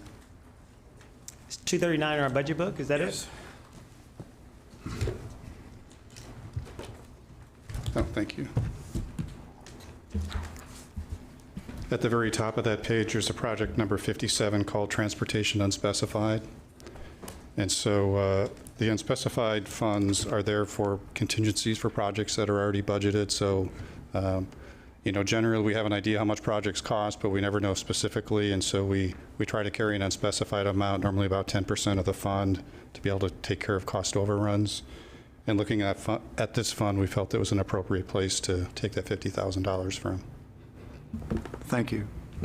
Thank you, Member Dixon. I saw another hand. Was that Member Cohen? Was there a question there? Thank you, Mr. Chair. Originally, it was just I had no idea what the project was, and so now I know what the project is. But then a more thorough question would be, where are we with ADA parking spots? What makes this more unique than any other location? How is this not favoritism? If you come in and testify, then you get the project towards you and not someone else who equally deserves it or if not more needs it? That's just the question. Right. All valid questions. I'm not sure if Vice Chair would be prepared to answer that. Are you prepared to answer that, sir? Well, what I can tell you is we don't have a good inventory of all the spaces that are missing ADA parking stalls. So this person had made a claim. Typically when we do ADA curb ramps, as we go through and upgrade sidewalks, if we learn that there is a disabled person that lives in that vicinity or we know that there's active use, we generally prioritize those. So based on this being an area where I believe quite a bit of the business is for disabled folks, it definitely would be higher in our priority list, but we did not compare it to everything else in the city. I will say that. So this is an opportunity. If you want to go ahead and move forward with it, we could take care of it. If you want to defer it, we could score it in the CIP and take care of it next year. So we have that option of kicking it forward or trying to do something now. Thank you. Member Gwynn, did you have a question or thought? No. Member Dixon and then Member Manville. It's my understanding that the council can adjust the budget up before the end of the budget cycle on its own. And since this hasn't, this just came to us, and it seems to me like it needs a little more thought and review, and that it's something the council could do and get it into the budget in a timely manner without this group having to make a decision based on incomplete information and then delaying things to get the information. Thank you, Member Dixon. Member Manville. Yeah, I guess I'm struggling a little bit to know how long Willamette Law Clinic has been there and how long it plans to be there. Obviously, want to support access for people with mobility disabilities who need to get there, but I don't know enough, and it's hard to make the decision. I appreciate Member Dixon's argument that it seems like right now this is a flexible pot of money and we're being asked to earmark part of it, whereas instead of giving the city staff flexibility longer term to decide this in a few months. But yeah, I'm struggling with that. Thank you, Member Manville. Yes, Vice Chair.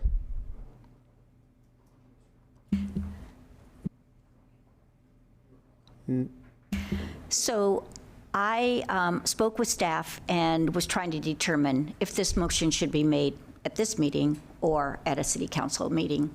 And I was, the opportunity came, so I presented it here. But if there's concerns with it, I'm certainly happy to withdraw my motion and move it, make the motion at another time. I'm okay with that. Okay, Member Phillips. I get that this hasn't been printed, so that's a real concern that, we're just now hearing of it. In terms to some of the questions, to the best of my knowledge, the law clinic has been there since before 2017. There are people who've gone to school at Willamette. It's for the law school students who go there and they get experience. They've testified here clear back in 2017 and before, and many years since then.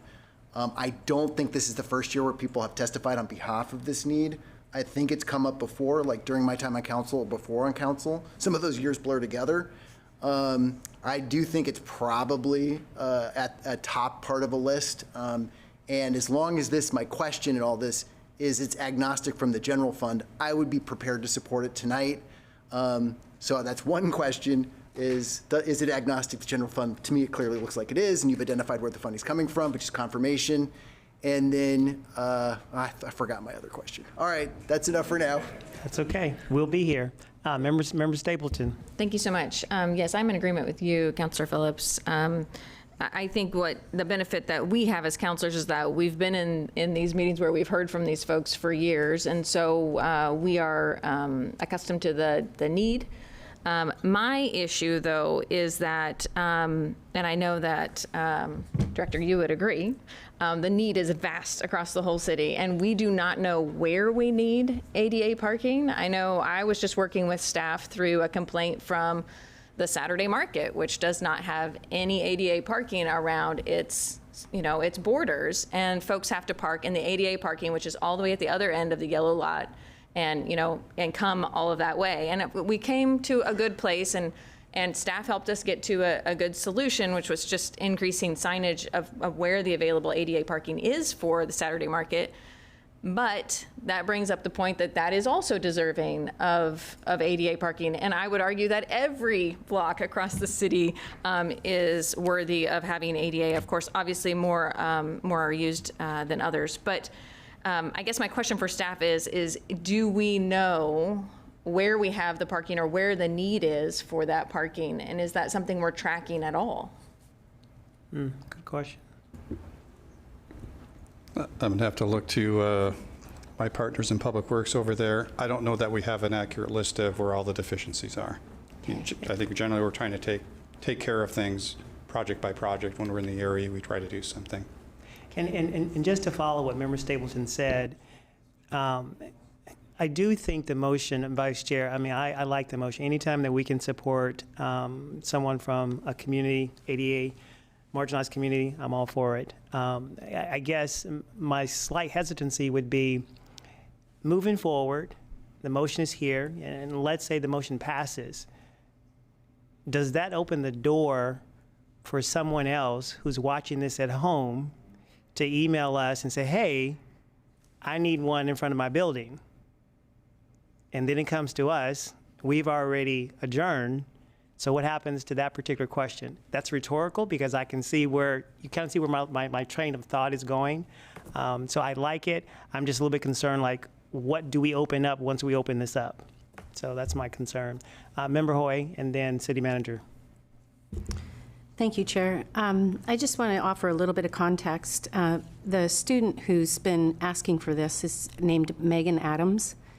And she said this in an email after the last meeting. And when I saw her testify, I remembered her from testifying, I believe it was last summer. And I thought, wow, didn't she already say this? And didn't anybody follow up with her? So I pursued that a bit. She said in this email, I've been working on this issue since August of 2023. My most recent endeavor was speaking with a member of Public Works who instructed I submit a capital improvement plan, which the clinic formally did in February. I then attended the Budget Committee meeting on May 1st, 2024. I'm unsure why this project needs to be requested when it is federal law to provide ADA parking. She also adds that she will be graduating and leaving Oregon. I'd just love to see this come to fruition. She's been at it for a while. She's done her due diligence to get it done, and I would support it fully tonight. Okay. Additional comments, questions on the floor? City Manager, your turn. Sorry, sir. Thank you. Just to be clear, it would be our intention to bring this forward to City Council. I strongly recommend that we move forward with this. As the chair indicated, this is an important step in the right direction. Is it all the way there? No. Is it even a baby step? It's not even a baby step, but it's the first step towards beginning to solve this problem. And we're not going to start unless we start. Do we know that this is the most important ADA stall in the city? That might take us a year to resolve that question. I prefer to go ahead, put this in the ground, and demonstrate its efficacy.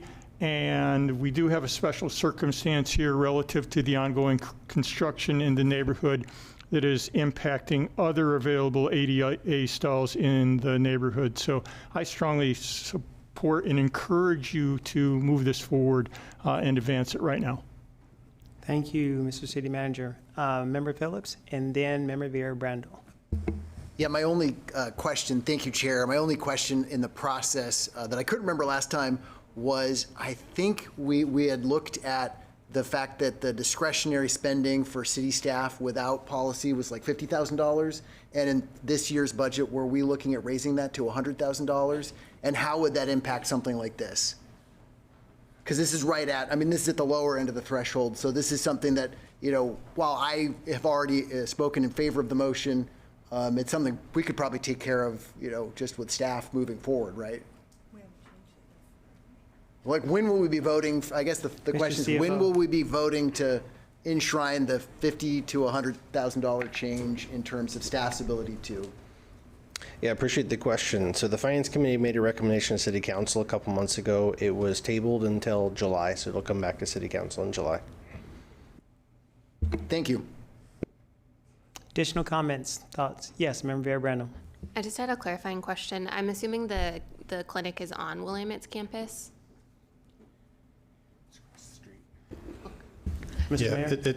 I'm sorry. It's to the west of Winter Street, and there are Willamette buildings around it, but there's also a CenturyLink building right next to it, so that it's kind of mixed ownership in that area. What's interesting is there is a CenturyLink parking lot behind this facility that has ADA stalls, but it's not a Willamette parking lot. That's a private parking lot, and if you go out and look at it, it's restricted and there's no trespassing. So.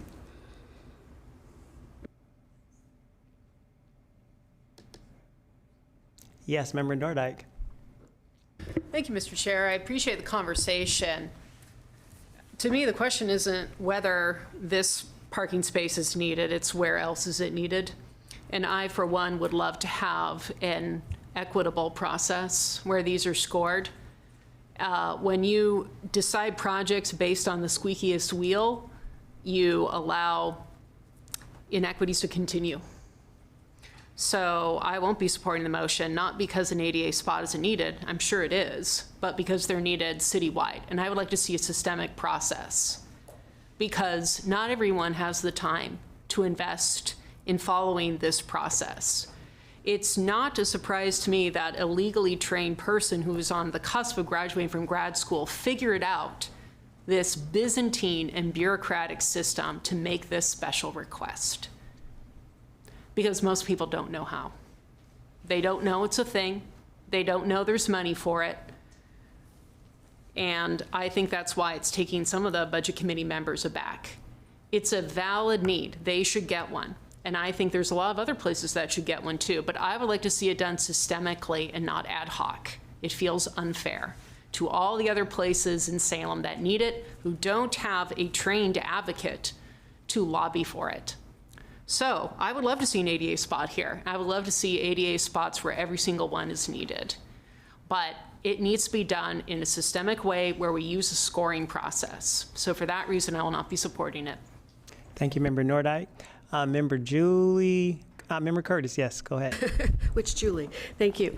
Member Hoy, I think I heard you say that the law student sent you an email, or you communicated on email, and she said that she went to the city staff and was told that this was the process for getting this ADA parking space considered. Is that correct? Yes, and she submitted that plan, for lack of a better word, in February. Right. So what is the process to get into all the projects? That would be the process. It just happened very late in the year. Most of the CIP work was already done by that point in time. And I don't know that we specifically have a scoring criteria for parallel ADA parking. You know, we have criteria for transportation systems. Those do include disability ramps, ADA ramps, and different things, but we don't have a specific category that is just for ADA parking. Yes, Member Curtis. So how do projects get into the CIP? I know I should know that, but I don't. Good question. I mean, is it, could I come to you and say that my neighborhood needs XYZ? Does your staff drive around and say, this would be good? I mean, is it all of the above? Because if she was advised to go to the city and go through this process, that's what she was told the process was. Right. So projects get into the CIP for basically all the reasons you just stated. Staff know where we have issues. We have databases that show where we have deficiencies or water leaks or different types of things. So staff brings projects. We have citizens can fill out forms. We go to neighborhood association meetings and try to get input. So those are the opportunities that people have to submit, and anyone is welcome to submit a project. At that point in time, it takes someone to put a form together and score it and estimate what the costs are. But you hadn't, but when she requested this thing, excuse me, you had already gone through that scoring process for this go-around. We were basically through that scoring process. Okay. Yeah. Thank you, Member Curtis. Additional yes, Member Manville, then Member Varney, and then Member Gwynn. I walk by that CenturyLink parking lot when I walk to work, and it's virtually empty almost all the time. True. And I'm wondering if there's any chance the city could pay for a space in that, like offer CenturyLink money instead of spending all the money to reconstruct the sidewalk and move the curb and do all that? There's a lot of wasted parking, and if it's right there, like I know that big corporations might not want to slice off a little bit, but I'm just curious if that was considered as a possibility. We did not consider it when it comes to private properties like that. That's a private parking lot, and Willamette could certainly go to CenturyLink and see if they could use one of those spaces, but it's not something we would do. So it's something we could consider, or we cannot consider it? We can't, because it's private property. Okay, got it, understood. Okay. Member Varney. Thank you. I too am concerned about this not being an equitable process, and the fact that it was brought forward after the other projects were scored. I don't see any reason why it can't be scored and put into it for the next year. I mean, that's a very good possibility, depending on how it's scored. My other concern is, after being on the bond committee and looking at the increased costs for transportation projects, taking money out of this unspecified transportation fund for contingency funding bothers me. And so right now, I don't feel I can support this. Thank you, Member Varney. Member Manville? No, Member Gwynn. Thank you, Mr. Chair. So, Mr. Martin, could you remind me what's the closest ADA parking spot, aside from the CenturyLink, to this facility? There is an ADA parking spot on the north side of State Street across from the building. Their ADA access is actually off of Winter Street. So it's not too far away to where there's an ADA stall, but the person would have to cross the street and go several hundred feet to get to the building. However, we do know that we don't have ADA parking on that block, so technically we should. We don't, but there is a stall that isn't super far away.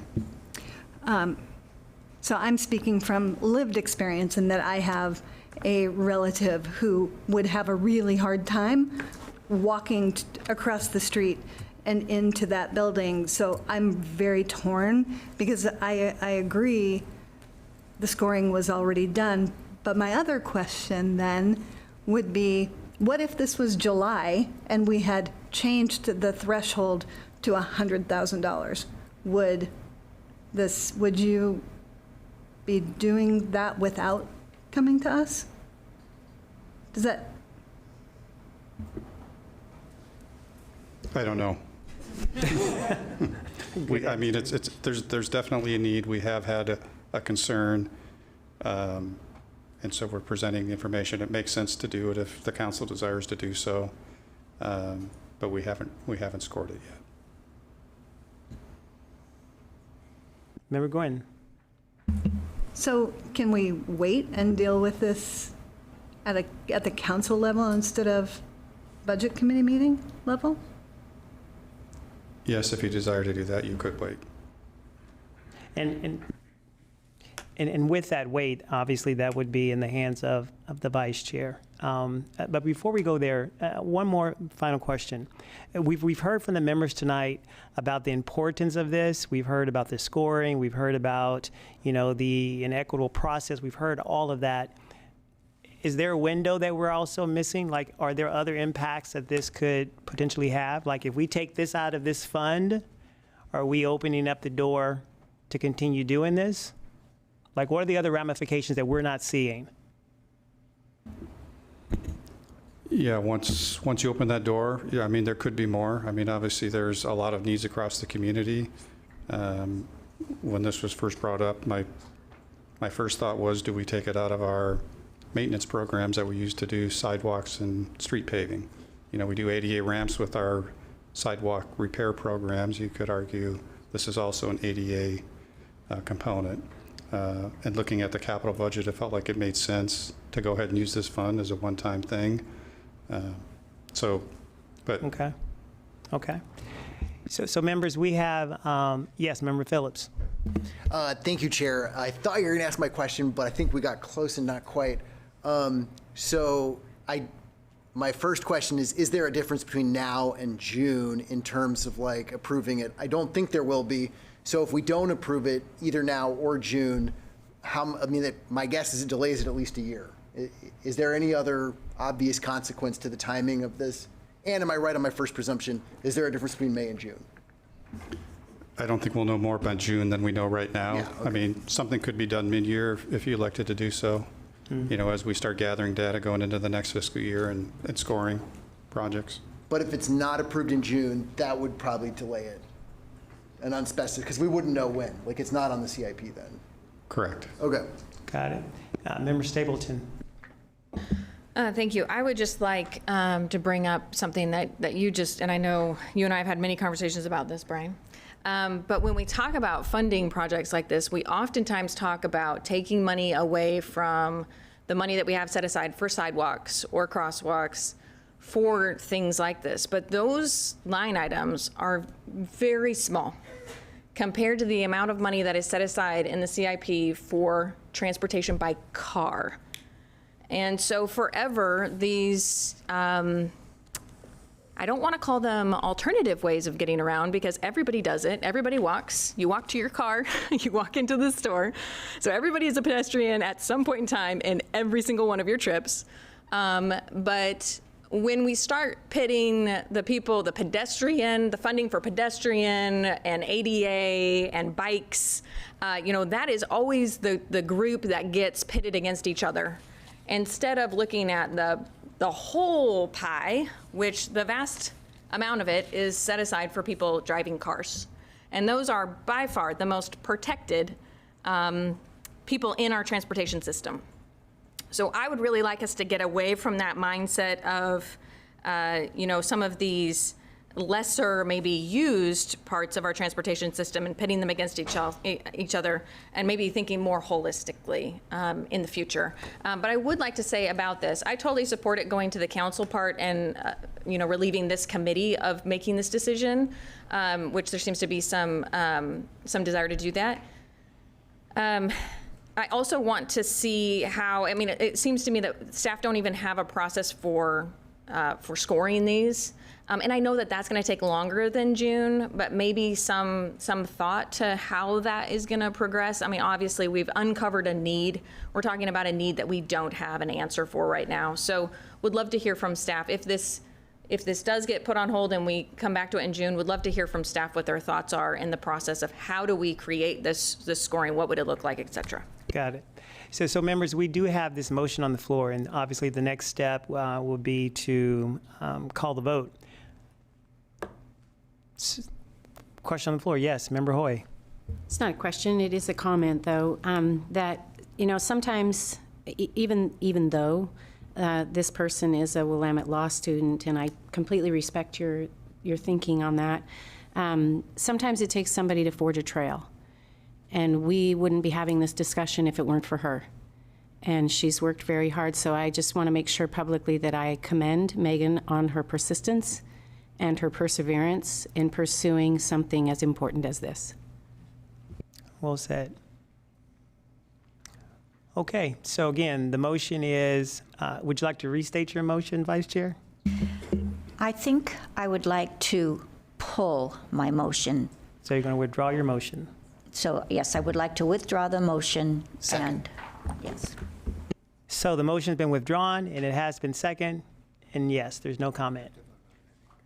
Still have to vote. So withdrawal of the motion. All in favor, say aye. Aye. Any opposed? We do have one opposed, and that's going to be Member Hoy has opposed.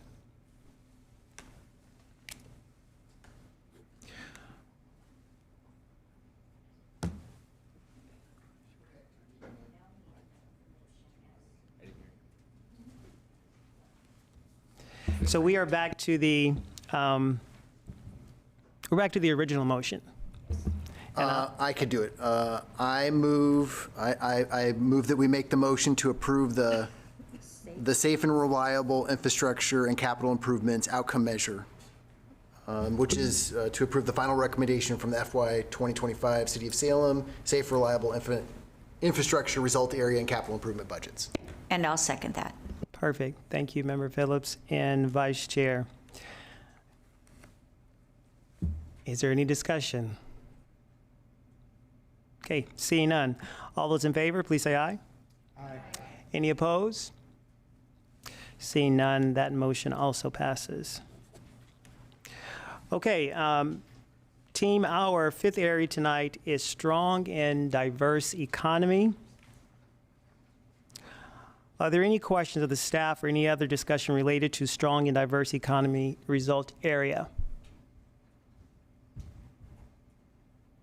Okay.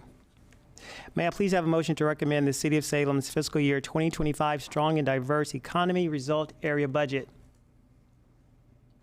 So moved. A motion by Phillips. I'll second it. Second by Vice Chair. Is there any discussion on this motion? Yes, there is. Member Manville. Yes, I'd like to move to amend the motion to move the 2025 downtown parking revenue budget to be increased by $79,000 and recommend the council increase the downtown garage parking permit fees by $9 per month. Would you mind restating that one more time? Yeah, I would like to move to amend the motion to move the 2025 downtown parking revenue budget be increased by $79,000 and recommend the City Council increase the downtown garage parking permit fees by $9 per month. For the purpose of discussion, I second the motion. Okay, so that motion has been seconded, and please speak to it, Mr. Manville. Thank you, Councilor Phillips. So we've spent significant resources asking Salem residents how to balance our budget, and the top way that they recommend is user fees. They're broadly popular that those people who use things should pay for them. It makes intuitive sense, and that's what parking fees are. We've also invested significantly in a climate action plan, and that climate action plan said the number one cost-effective bang for the buck thing to do to reduce pollution is to price parking. We have huge costs for our parking garage in our budget. We've recommended a $345,000 CIP for the Pringle Parkade out of the general fund, money that's not going to parks and libraries and police and fire. And in our long-term CIP, we have $2.2 million in maintenance for Marion, Liberty, Chemeketa, Pringle Parkade. It's a huge cost. It's an albatross around our neck. Now, we're not going to get all those $2.2 million right now. But our parking prices in the parkades are significantly under market. Our Liberty costs are $78 per month for a stall. 1 block away, a private parking lot, surface parking lot, uncovered, is $120. Marion is $42 to $63. Chemeketa is $59 to $67. The next nearest private lot is $130 a month.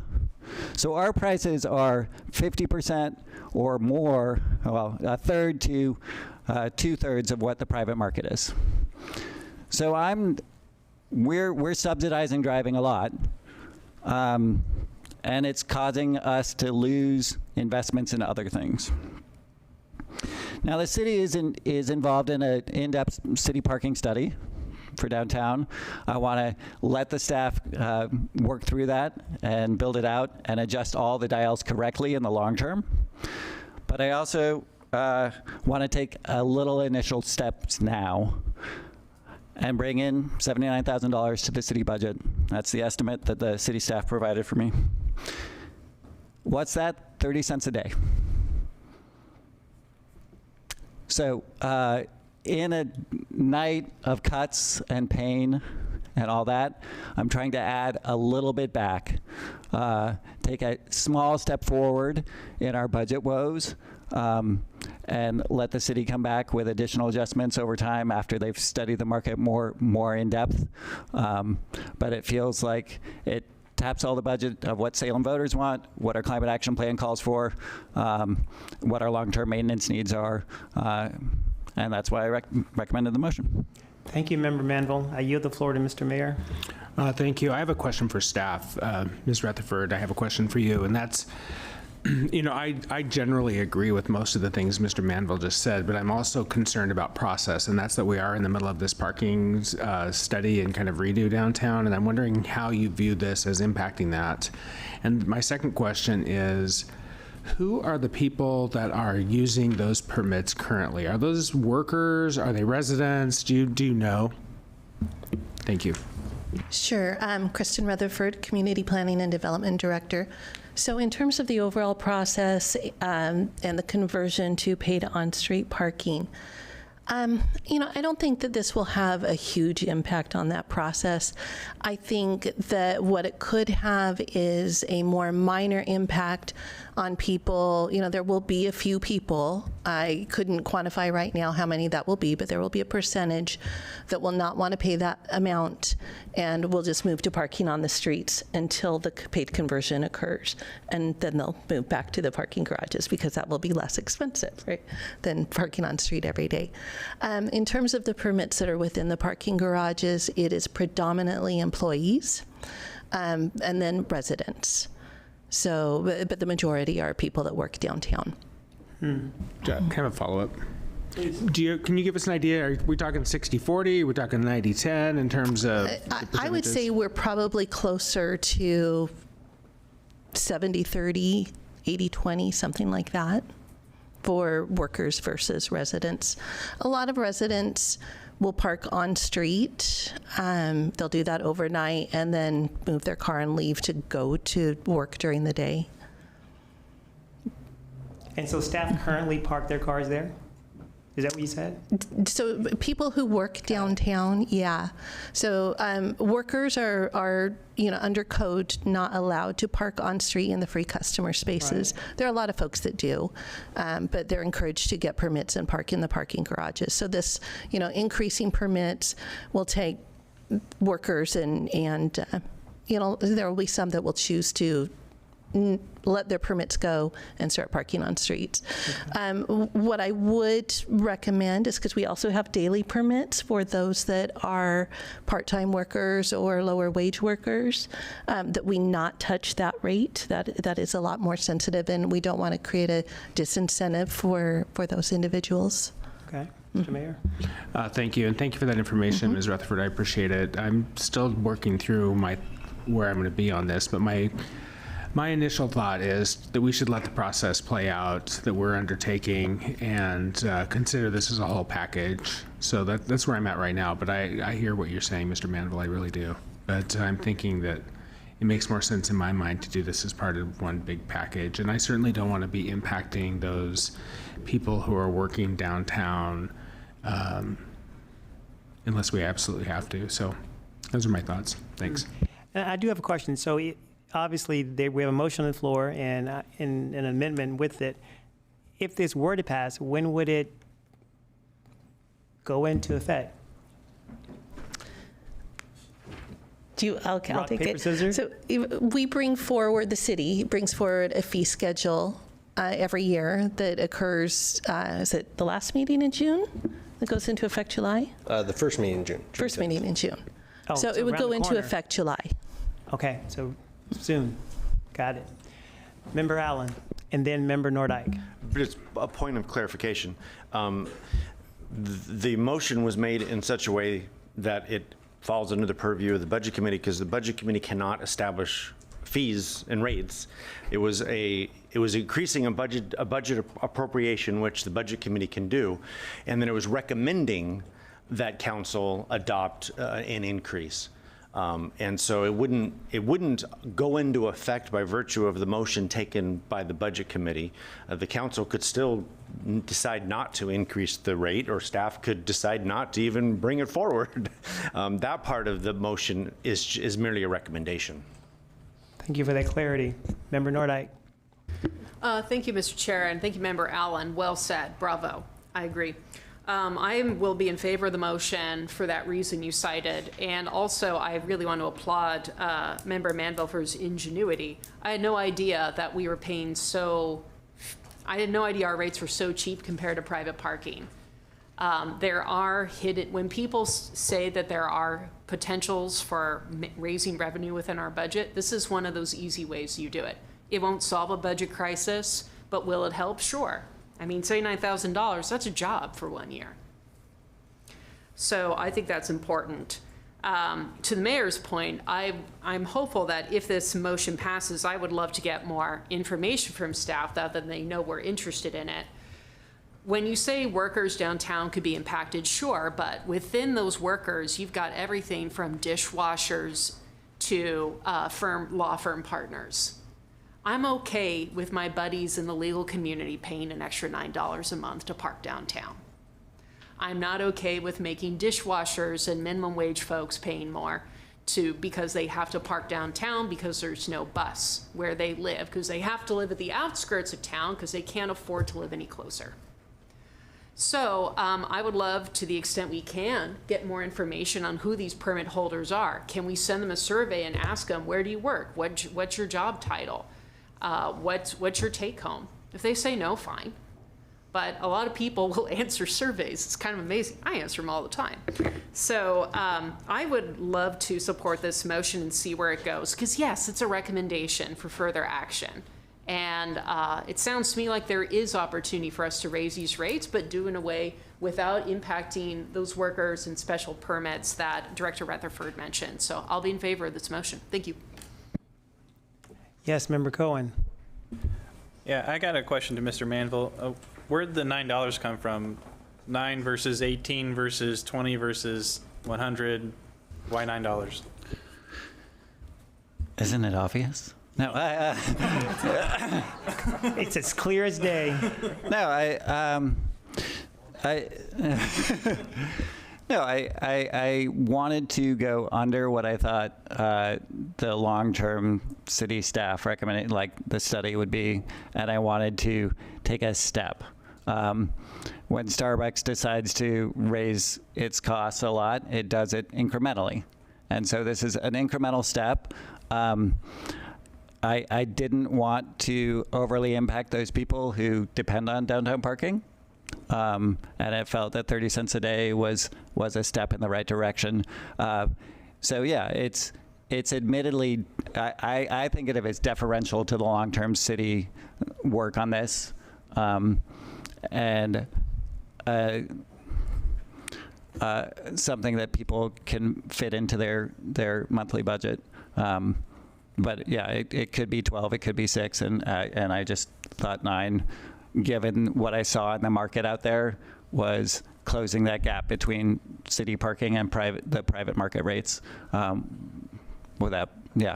trying to respect the city staff information. So yeah, it's not the perfect number. It's a number that was trying to balance those things. Thank you for that clarity.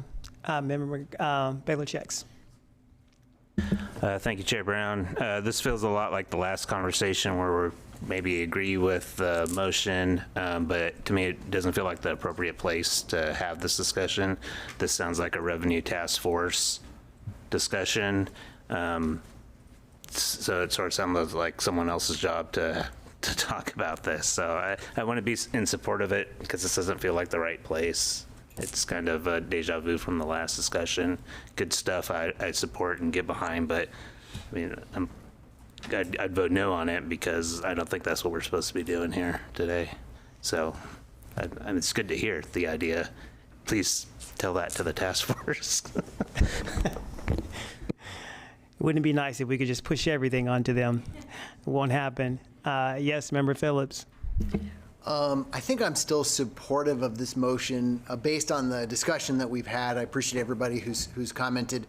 My follow-up question for staff is, as this motion is made, is it too specific, or does it have the caveat for the closer to minimum wage worker that has a different fee currently?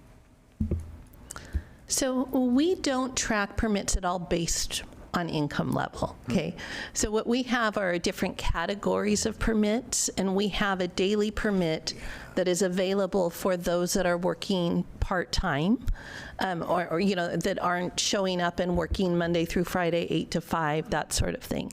So there's a threshold between, you know, how much you earn and how many days you're parking, and whether or not it makes sense financially to have a monthly permit versus, you know, I'm working at the mall, you know, Friday and Sunday, and so I get a daily permit, that kind of thing. I appreciate the clarification, and you reminded me of the words you said. So we don't currently have any ability to break it out based on income level, but what we do have is that more temporary worker, which is a different category. It's not a monthly payment. What's it called again? They're daily permits. Okay, and then as this is written, does it too specific? Like, does it include the daily permits, or will that be up to council since it's just a recommendation?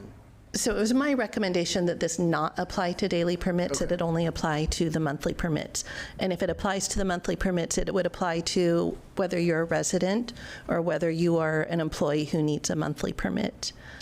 And then in terms of the amount that we're talking about, you know, as we look at our parking garages and utilization, our parking garages are, you know, pretty underutilized right now, and that's because we've got free parking on streets, right? So, and it's hard to enforce against, you know, employees who work downtown and park on street. That's a big challenge. So there's not a huge incentive for a lot of folks to pay that permit and park in the parking garages. And when we compare it to the privately owned surface parking lots, there are a lot of people that just feel that it's more convenient, more comfortable, it's more visible, it's more safe, might be more proximate to where they work to pay for a surface lot rather than being within the garages and having to walk further. So, you know, folks are willing to pay more for the surface lots than they are within the parking garages. Thank you for those additional comments. Gives me more to think about. Mr. Mayor? Thank you. Regarding that, and I know you've heard me say this before, but I choose to use the paid surface lots occasionally when I can't find on street parking. And I do that because it's so easy to just point my camera at the little QR code and pay a couple of bucks to park for an hour or two, rather than walk over to your office, buy a permit, and then, you know, so it's just so convenient to use those surface lots. We need to be really convenient too. Member Varney? Thank you. I had a question for you in regards to security. Is the security paid out of the parking fund? And where are we with that? I know we had some issues in the recent past, and we had to increase some of it because of things that were going on. Yeah. So where are we with that? So we did increase security. Security is not fully covered by the parking fund. For the last couple of years, it's had to be subsidized because we've not had enough revenue in the parking fund. Thank you.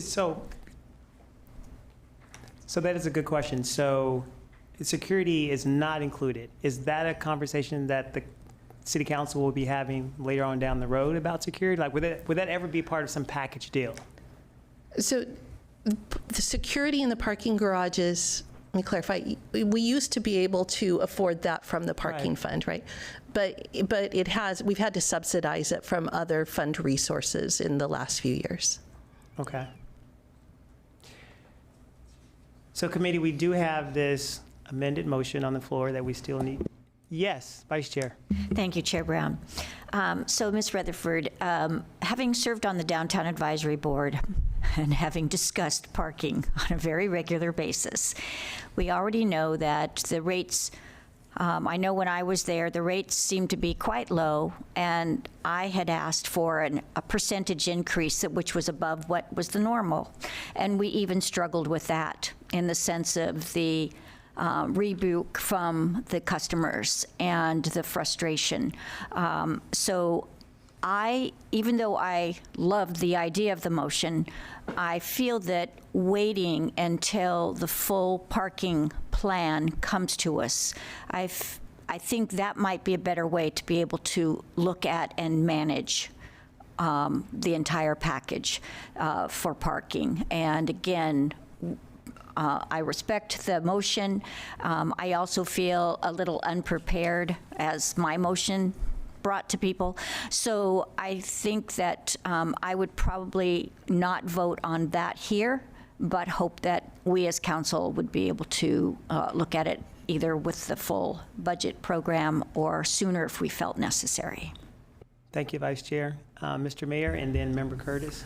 Thank you. I just have one last comment, and thank you, Councilor, for your comments. And I will just say, as the maker of the motion on the downtown paid parking situation, one of the commitments I made, and I think the council made as a whole, was that we were going to have a very involved public process with lots of input from various stakeholder groups. And I feel like if we vote to increase this or recommend an increase in this fee, we would be circumventing that and sort of going back on our public commitment, and I'm not comfortable with that. Member Curtis.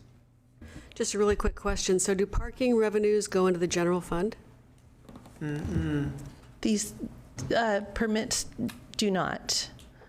So these stay within the parking district and support the maintenance of the parking facilities. Thanks. That's what I thought. So what, I guess I want to ask Member Manville, what is your vision to just generate more money to fund some of the parking facilities maintenance that we see, if I could ask that question?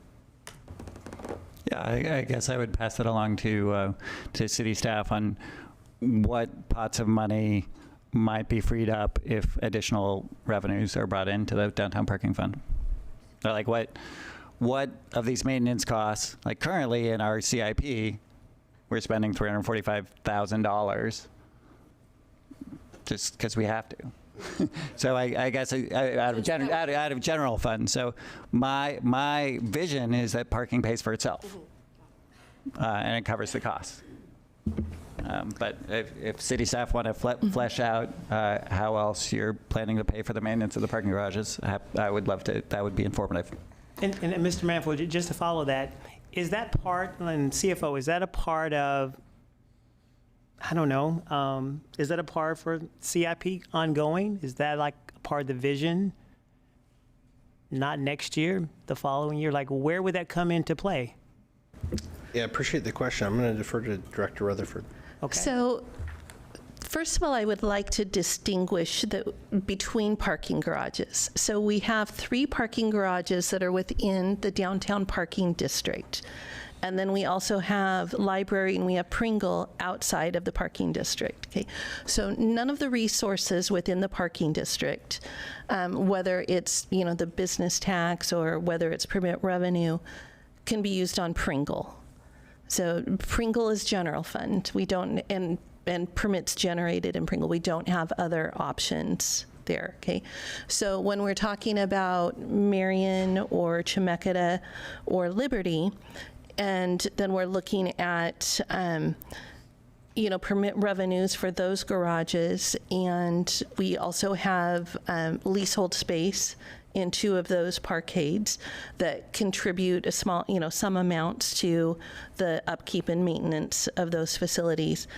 And then we have the parking tax. So those are the resources that we have to maintain those 3 parking garages. We've also, depending on the type of improvement and if it's a sort of a revitalizing kind of improvement, not routine maintenance, we have used urban renewal resources as well for bigger projects. So, with time in this transition to an paid on-street system and moving away from the parking tax, those coffers will be restored, and then there will be more resources to support those facilities within what that boundary was for the parking district. Yes, Member Stapleton. Thank you, Chair.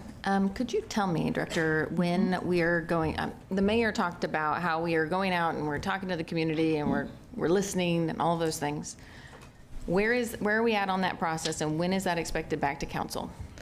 So our next steps, is we've been working with the consultants over the last several months and doing a lot of background analysis. So our next steps is that in June, staff will be meeting with CFO and city manager to talk about what a potential fund structure would look like. Following that, we want to have some small group meetings with counselors to bring everybody up to speed on what that analysis, the results of the analysis, and what fund structures are looking like. And also share what the engagement plan is, and then starting the engagement work this summer. Okay. Okay, and then one more question, and this is for Member Manville. Your motion is a recommendation to the city council to consider this or to increase it? I believe I said to increase it in my motion. Okay, thank you. Which would be an amendment to the current motion? No. Member Gonzalez. Thank you, Chair. You know, I intend to vote against this motion only because, you know, I think right now we have a trust deficit with the community. Everything is, you know, especially in the media, really they grab snippets and post it out there, and just one of those things that I definitely agree with the mayor. We need to go back to the community, make this a more thorough process so we can hear from them too. Thank you, Member Gonzalez. Yes, Member Varney. Thank you, Chair. Okay, how much is the security that's not being covered by the parking fund? That's a good question. It's approximately 400,000. Approximately 400,000. Okay, is not being covered by the parking fund. Okay. Yeah. Thank you. Member Phillips? I'll come back. I think it's just to clarify, so the 400,000 means there is 400,000 being supplemented by the general fund? That is correct, yes. Okay. Since I got my microphone on, you know, this is tough. Like, I've kind of gone back and forth a couple times while the discussion is happening. I might still vote yes, just because I'm impatient, and I do want to signify we do need to raise revenue, and we are getting some information that people are in favor of, like, user fees. And I think we need to move in the direction of pricing parking. I think that the dollar amount, $9, is enough that it doesn't scare me too much, but I totally don't know if this will pass, and I might be okay with that because it might not be ready for prime time. But I think the discussion is super valid, and we need to move in the direction of, like, charging for parking, which we're doing. I just want to be on record of, like, supporting what we know we need to do, even if I'm being impatient. So those are my thoughts. Member Manville. Yeah, and thank then you. Member Varney. Thank you for the robust discussion, fellow committee members. I know parking is a robust topic. I would say to Mayor Hoy's notion that we should continue to process this with the community, that there are a number of fee increases that are in the proposed budget that we haven't processed with the community. We don't need to ask for every last little dollar to be processed through the community. Inflation happens, other adjustments happen. And so $9 was meant to not require that large community conversation. A larger, doubling of the fee, yes, I believe that requires it. And I would just say either we're in a budget crisis and a climate crisis, or we're not. And I think we are. And I don't think this is enough. It's in some ways a tiny step, but I just feel that impatience about both those issues and wanted to offer something up. I yield the floor to Mr. Mayor and then Member Varney. I appreciate your comments, Mr. Manville, but I feel like my record is fairly clear that I don't think we need to go to the voters on every issue. And so I feel like I'm fairly clear on that. And but we made a commitment, and that's the difference here, because we actually, as part of that last process, we made a commitment. And I am going to carry on I feel the need to carry on with my commitment. So that's where I'm at. Thank you, though. Member Varney. Thank you. I meant to add, I'm leaning towards supporting this. because we needed the additional security, and in terms of public input, we increased it as a result of being asked to by the public. So they have had input into this, and so that's one of the reasons I'm going to support it. Thank you, Member Varney. Yes, Member Brandel. I also lean towards supporting this, and thank you, Member Manville, for making this motion. I would echo Member Nordick's concerns and others' concerns about just ensuring that we are not putting up unnecessary barriers to some of our lower income earners and trying to remove the daily parking passes from this.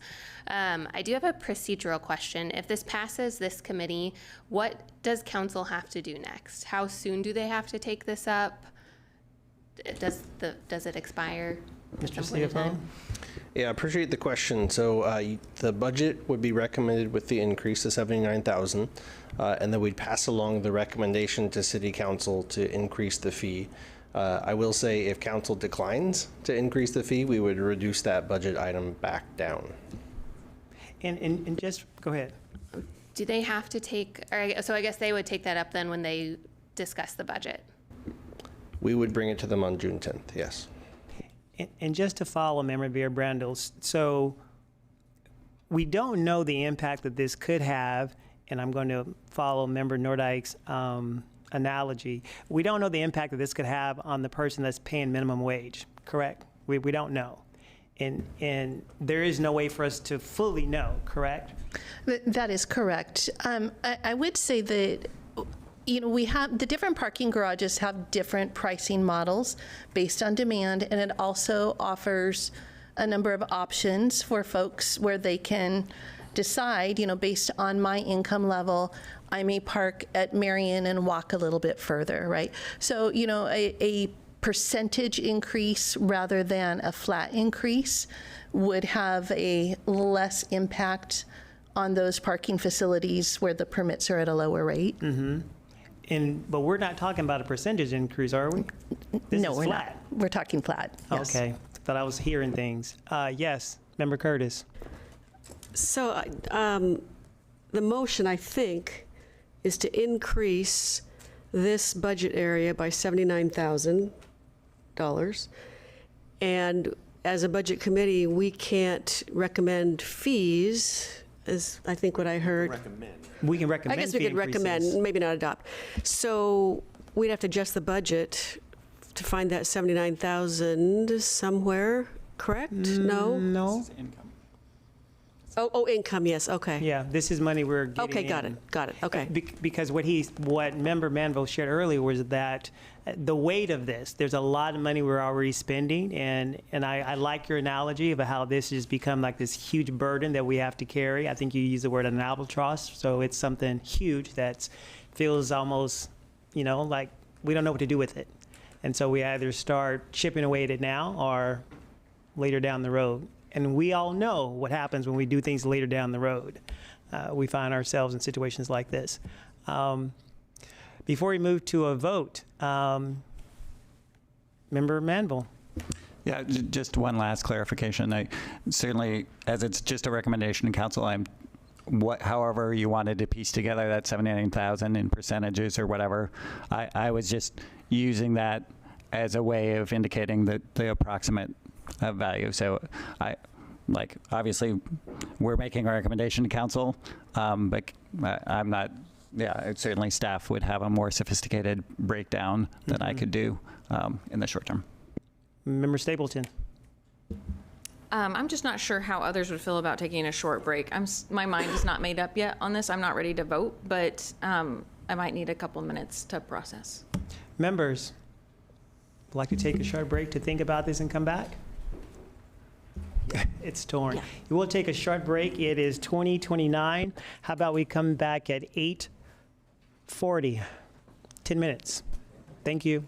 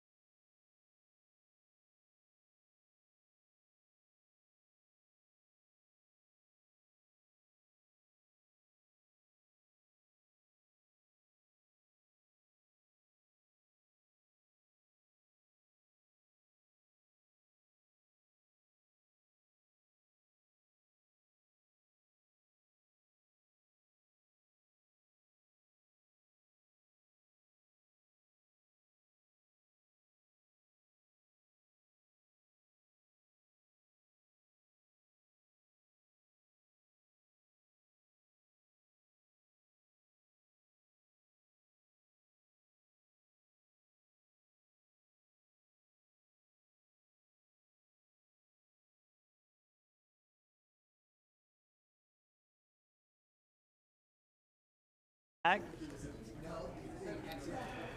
So what I'm, Member Manville's not in his chair yet. It's something I am going to ask of him. I know he's here oh, there he is. So we have a couple of votes on the floor. I'm going to ask Member Manville to restate his amendment to the motion, and then we're going to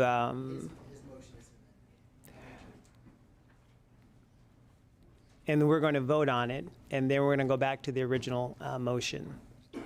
So, Member Manville, would you mind restating your amendment, please? Sure thing, Chair Brown. Thank you. I move the 2025 downtown parking revenue budget be increased by $79,000 and recommend the council increase the downtown garage parking permit fees by $9 per month. Thank you, sir. Madam Recorder, would you please call the roll? Yes. Member Belicheks. No. Member Cohen. No. Member Allen. No. Member Manville. Aye. Member Vera Brandel. Yes. Member Stapleton. Oh, dear God. It's the same order every time, I promise. I know. Hold on just 1 second. Aye. Member Phillips. Aye. Member Gwen. No. Member Gonzalez. No. Member Julie Hoy. No. Member Nordyke. Member Varney. Aye. Member Chris Hoy. No. Member Dixon. Aye. Member Curtis. Aye. Member Geyer. Aye. Member Nishioka. Nay. Chair Brown. Aye. That passes. Passes. There's 10. And the motion passes.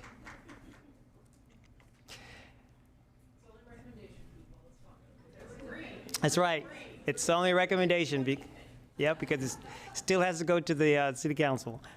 So now back to the original motion as amended.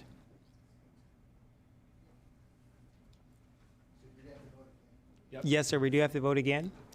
Yeah, so we're returning to the original motion, which is to forward the strong and diverse economy result area onto city council, now including Member Manville's addition. Well said, Madam Recorder, and would you please call the roll?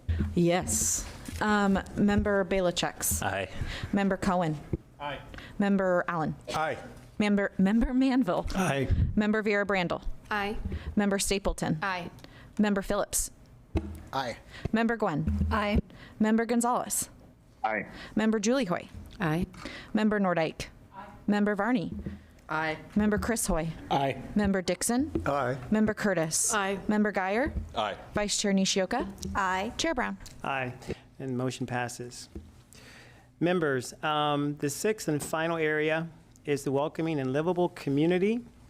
And are there any questions for the staff or any other discussion related to the welcoming and livable community result area? Yes, Member Dixon. Mr. Chairman, I'd like to offer a motion. Please do. I move to restore $422,000 in funding for seasonal and contract parks operations in the fiscal year 2025 general fund budget by transferring an equal amount of money from the Cultural and Tourism Fund working capital. So we have a motion on the floor, and it's been seconded by Member Nordyke. And Member Dixon, please speak to your motion. Thank you, Mr. Chairman. I think we're all pretty familiar with the broad outlines of this issue. No, go on. I do. I have about 10 minutes of script here, but I'm not going to do that. I do want to. We would love to hear it. Oh, yeah. I do want to point out that a transfer of $422,000 from the Cultural and Tourism to the general fund would leave roughly, and these are my calculations, $2.7 million in ending working capital in the Cultural and Tourism Fund. That would be 50% of fund revenue, and that's a level more than 3 times higher than the 15% ending fund balance that's considered adequate for the general fund. I also see this as an opportunity to restore a cut and in a way that will protect valuable city assets and help to protect the neighborhoods around them. So I would appreciate this committee's vote in support of the motion. Thank you, Member Dixon. Comments, thoughts, concerns, questions? Member Manville, and then Member Guyer. I appreciate Member Nordike's, Member Phillips, Member Hoy's, and the staff's caution when they produced a budget for us that had some hard cuts this year. And we've struggled because we've heard from the community so much that those cuts really hurt. I appreciate that there's kind of this fiscal responsibility about making sure we don't fall off a cliff in the future. And I've struggled with this idea over the last several meetings, and it all depends on how optimistic I am about the Revenue Task Force and the leadership of the City Council to find more revenue, and the people of Salem to support them in doing so. And I change on how optimistic I am about getting more revenue by the minute. I at this moment, I'm up for taking that leap off that cliff, but by the time it calls my vote, I don't know that I am. So I appreciate that we're all struggling with this really difficultly, and I do want anyone who supports this motion to feel like they're signing up to lean into that additional revenue for the future. Because if you're not willing to do that, you're just, making the easy decision and going home. And that's not what we're here to do. Thank you. Member Guyer? Yes, thank you, Chair. I move to amend this motion to add in the $96,000 that it would require to have movies in the park, concerts, and the kids relays. And I can speak to that now. A second. So it's been amended and it's been seconded. Discussion? Or would you like to speak to it? Please do. Yes, I think it brings us to about $516 total. I might be off by a couple $1,000s there. And my comments really are, I participated in the kids relays in the late 90s, and I was a proud Queen of Peace Cougar. And I've never had so much fun losing and coming in dead last. Because it's not just a one-day event. It's a free after-school activity program for all the schools in the city. And as a former educator and coach in this town, I cannot stress it much how important after-school programs are, especially free ones for kids. And I also, when looking at the Cultural and Tourism Fund, this is a fund that gets, I will look here, $5.2 million annually from taxes, and that's people paying into Airbnbs or the hotels. And that's gonna keep coming. So we're taking revenue out of a source that is getting income. And so that's why I'm okay with taking this. It makes me feel a little more comfortable knowing that's gonna come in, and then knowing also that the Revenue Task Force does have some issues to solve. Thank you. Additional thoughts, concerns, or questions to that amendment by Member Guyer? Yes, Member Phillips? I certainly appreciate this discussion about the kids relay, the movies and the concerts, but I think for me it's a bridge too far. I'm still so on the fence with the original motion, just based on how close to the edge we are, and this is the last bit of unrestricted funds we have. It just happens to be sitting in this TOT fund, but these are the last few dollars of ARPA funding that we can use for anything we so choose. I'm probably just not comfortable going that additional, 90,000. I think part of it is, needing to communicate clearly that we can't do this without partnerships, and we just don't have the appropriate funds. I mean, I think I agree with Member Manville who said, anybody who's voting just for the water to the parks, which I think is potentially an essential thing that we should do, you have to be in favor of finding ways to raise revenue. And so, at this moment, since I'm so on the edge for just the 400,000, I'm opposed to this, but I appreciate that people have reached out to us, that it's a big deal for a lot of people. But I don't want to keep setting the precedent as a member of this body that, like, it's okay. Like, it's not okay. We don't have enough revenue. And that'll have to be fixed in any way, shape, and form, structurally and as the city. But we're very limited in how we can do that. So I think for me, I'm a no at this time, not because I don't think these things are valuable, but in comparison to the water, which I'm struggling to get across, it's just not as essential. And so I want to keep this as small as possible. Additional thoughts, concerns? I do want to speak to what Member Phillips just said. These are tough decisions. I'm not going to, sugarcoat that. And I think we are feeling, what it's like to wrestle with these decisions, especially as we represent the city. So part of what I'm saying now, I'm going to give it in a question because I really need to hear the answer to this. I think I know the answer, but I need to hear the answer. And maybe the CFO will speak to this or someone else. The wrestling that we're doing right now to find money, whether it's the JC relays or whether it's the water in the park, the struggle that we're having right now, would this have been prevented if the payroll tax would have been passed? Mr. CFO.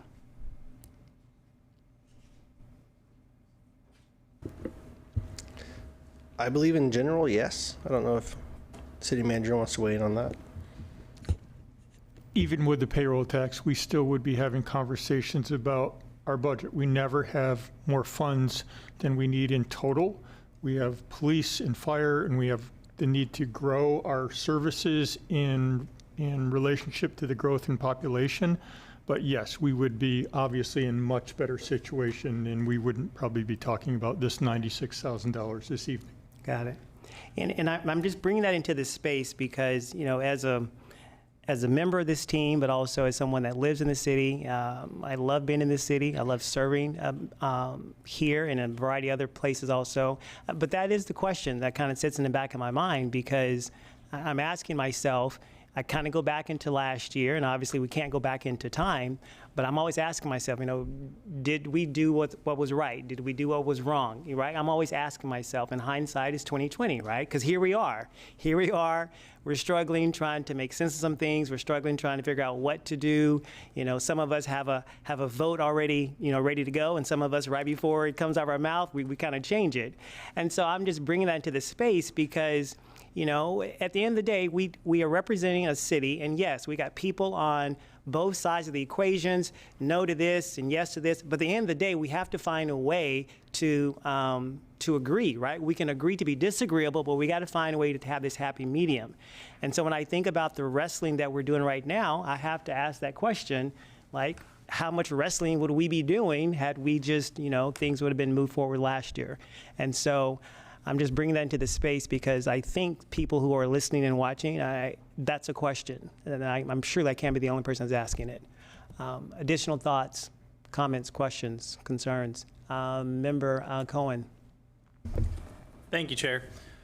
One of my favorite professors in my master's class in public administration said that when you look at a budget, it is the beliefs and policy that you're translating through money. What I want this body to consider is that it's not just the $518,000, which to some people is superfluous and to others it's deeply troubling to take out of this fund. I want people to know that if you come to the city of Salem, our North Star are our children and our families. And that's why I am prepared to support this because I am a father of 3 kids. I know that I speak for many family members. Just this last Sunday, I was at Bush Park, and what do kids do when they're at a playground? They run around, they go crazy, and they go get a drink of water. I don't want that kid to be like, I don't have anything to do. I can't go play when it's 100 degrees outside in the splash pad. I can't get a drink of water after playing a summer Parks and Rec game at Woodmansee Park and not have access to a water fountain. There are some real consequences to us not doing this and to us not aligning our strategic vision to our families, because those families will leave. Those families have already started to leave, going to Turner, going to Albany, going to other places. So I want us to really consider that. And for the city manager, when you're making the budget for the next fiscal year, to really consider, if you're going to make cuts, don't penalize families. I'm not trying to call you out, Mr. City Manager. I'm just saying we need to look holistically at families and what they need. And the second thing is, tourism-wise, if I'm an out-of-towner coming in here and I see brown lawns and water fountains that don't work, why would I want to come and live here? Why would I want to come and put my hard-earned money into this city? If you're not considering that, I think that you need to reconsider why you would even want to invest in tourism at all. Thank you. Member Stapleton. I'm just having a little bit of a rough time with what you've said, and I'm trying to be open and honest. And, you know, as a mom of two kids that love going to movies in the park, 2 kids that have played countless times in fountains, I think my record on supporting families in this city goes the entire length of my time on council. I think a vote against this does not mean that you are against families. And what you're saying has a tinge of that. It has a tinge of some kind of really, I don't know quite the word for it, but I feel a jab coming from your direction against me, just because I am somebody who's really wrestling with both of these motions. Me being against families couldn't be farther from the truth. I mean, I am completely for families. I'm completely for making this city livable and beautiful, and parks vibrant, and libraries fully staffed with branch libraries, and all of the things that are included in our bond. Like, I can see a future for our city that is beautiful. We just haven't had the opportunity as a community to come around and agree on how we're going to get there. And I, like you, Member Manville, I'm teetering back and forth on whether or not our community is going to go that way or whether we're going to take longer to get there. I think in the end, we're going to get there. I just don't know how long it's going to take us. But to be fiscally conservative in this moment does not mean that any member here is going to be against families. I think to put that out there and to put that on us is not fair to the group. And I guess that's what I want to say. Additional comments, thoughts, concerns? Yes, Member Nordyke. Sure. I already stated where I fall on this issue. I just want to underscore a few things. We still have a large amount of working capital available in TOT funds. So there are some services that are general fund dependent that are at much greater risk. But this cultural and tourism fund is different, and it comes from a completely different funding stream. You can fund these two things and still have money left over for tomorrow, and the year after that, and the year after that, and the year after that. So I think it's important that we demonstrate to the city and to the people that these are priorities. And I remember when I actually interviewed for Budget Committee back in 2017 it was. Boy, was that a different council back then.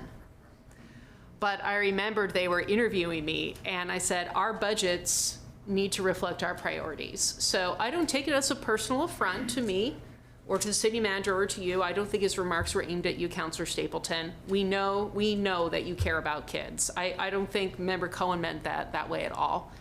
I do think that we need to have a budget that reflects our priorities, and I think this is an important one. For the next year, I do think we should consider, should this permanently be something that we, the city, pays for unequivocally? Is this something where we could work with other nonprofits to support or at least help us underwrite this cost? But that takes years to plan. And so that's why I'm prepared to support it tonight. But maybe in the future, we've had some people step forward and say, hey, maybe we can do concerts in the park. Maybe we can do movies eventually.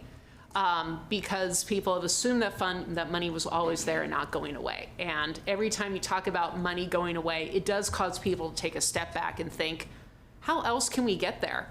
Maybe CenturyLink should talk to Willamette. maybe we should increase our budget or increase our fees for parking or not. I think at least we should entertain that prospect. I just appreciate the conversation. I will be wholeheartedly supporting this, the $96,000 for the relays, the concerts and the movies for our families. I am 100% in favor of that.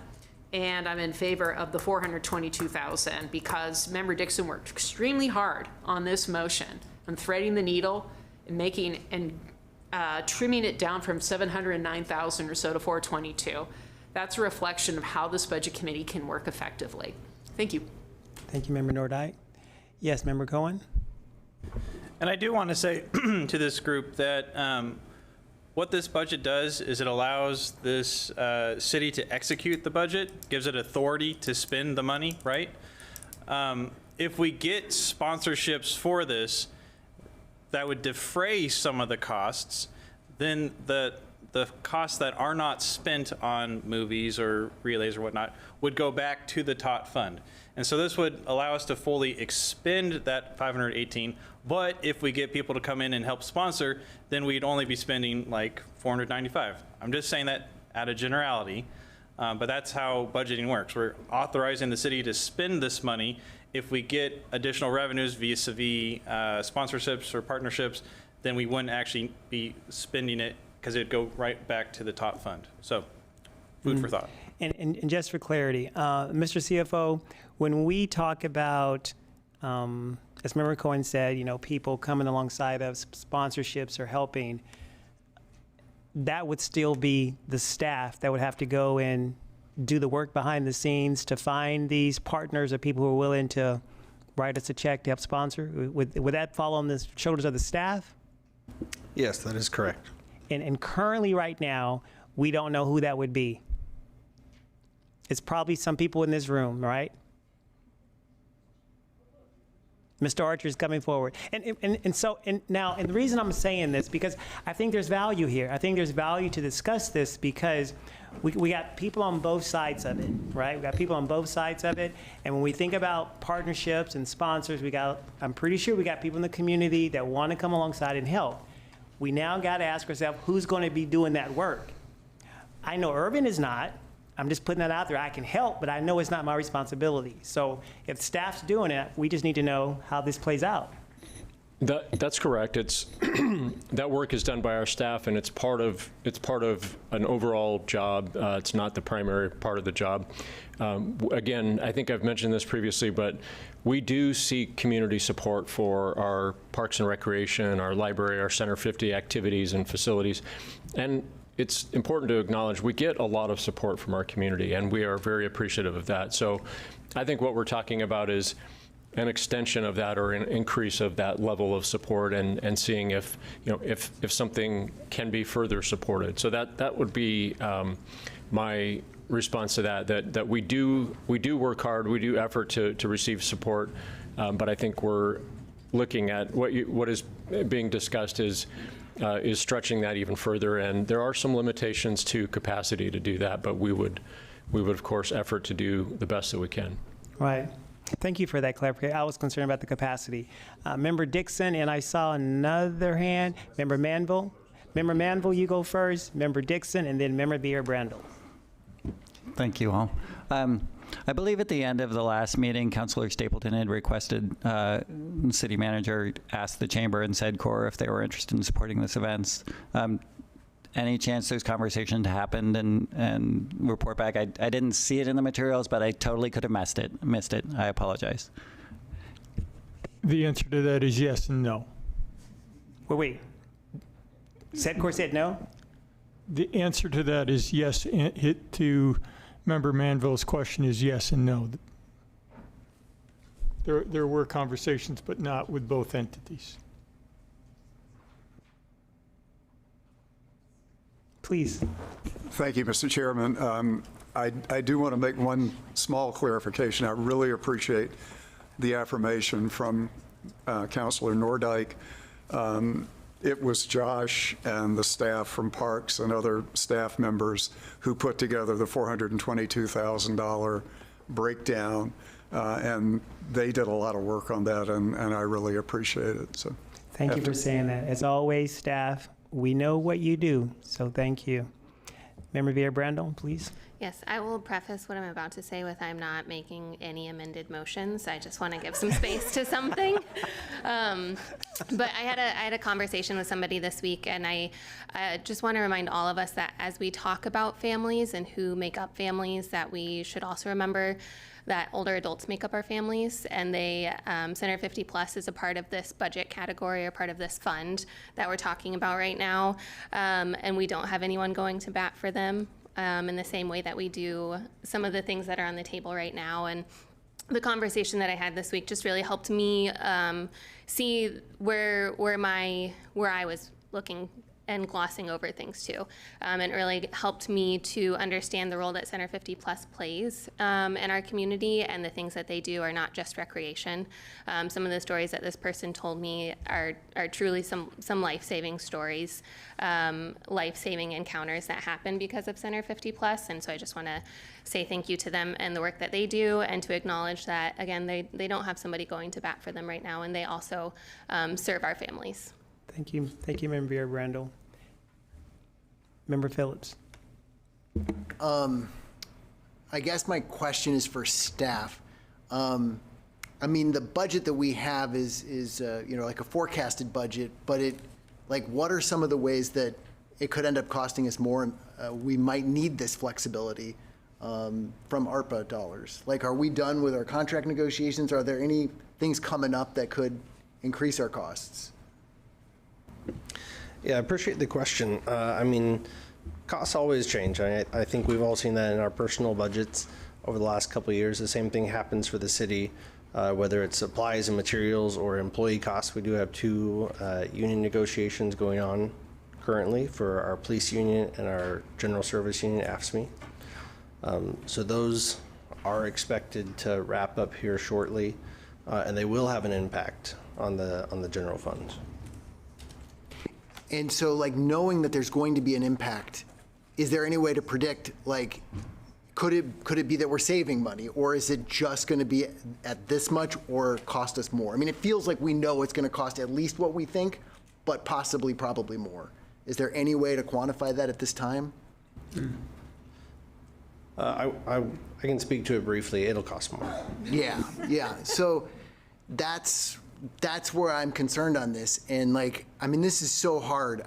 I think I'm prepared to vote yes on the 422.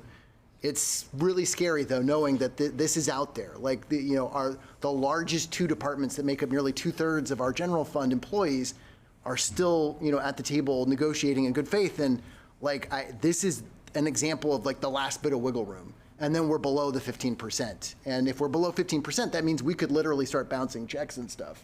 So I think that if we pass this as is, I'm concerned we don't have enough funds, and I would then be compelled to vote against the water.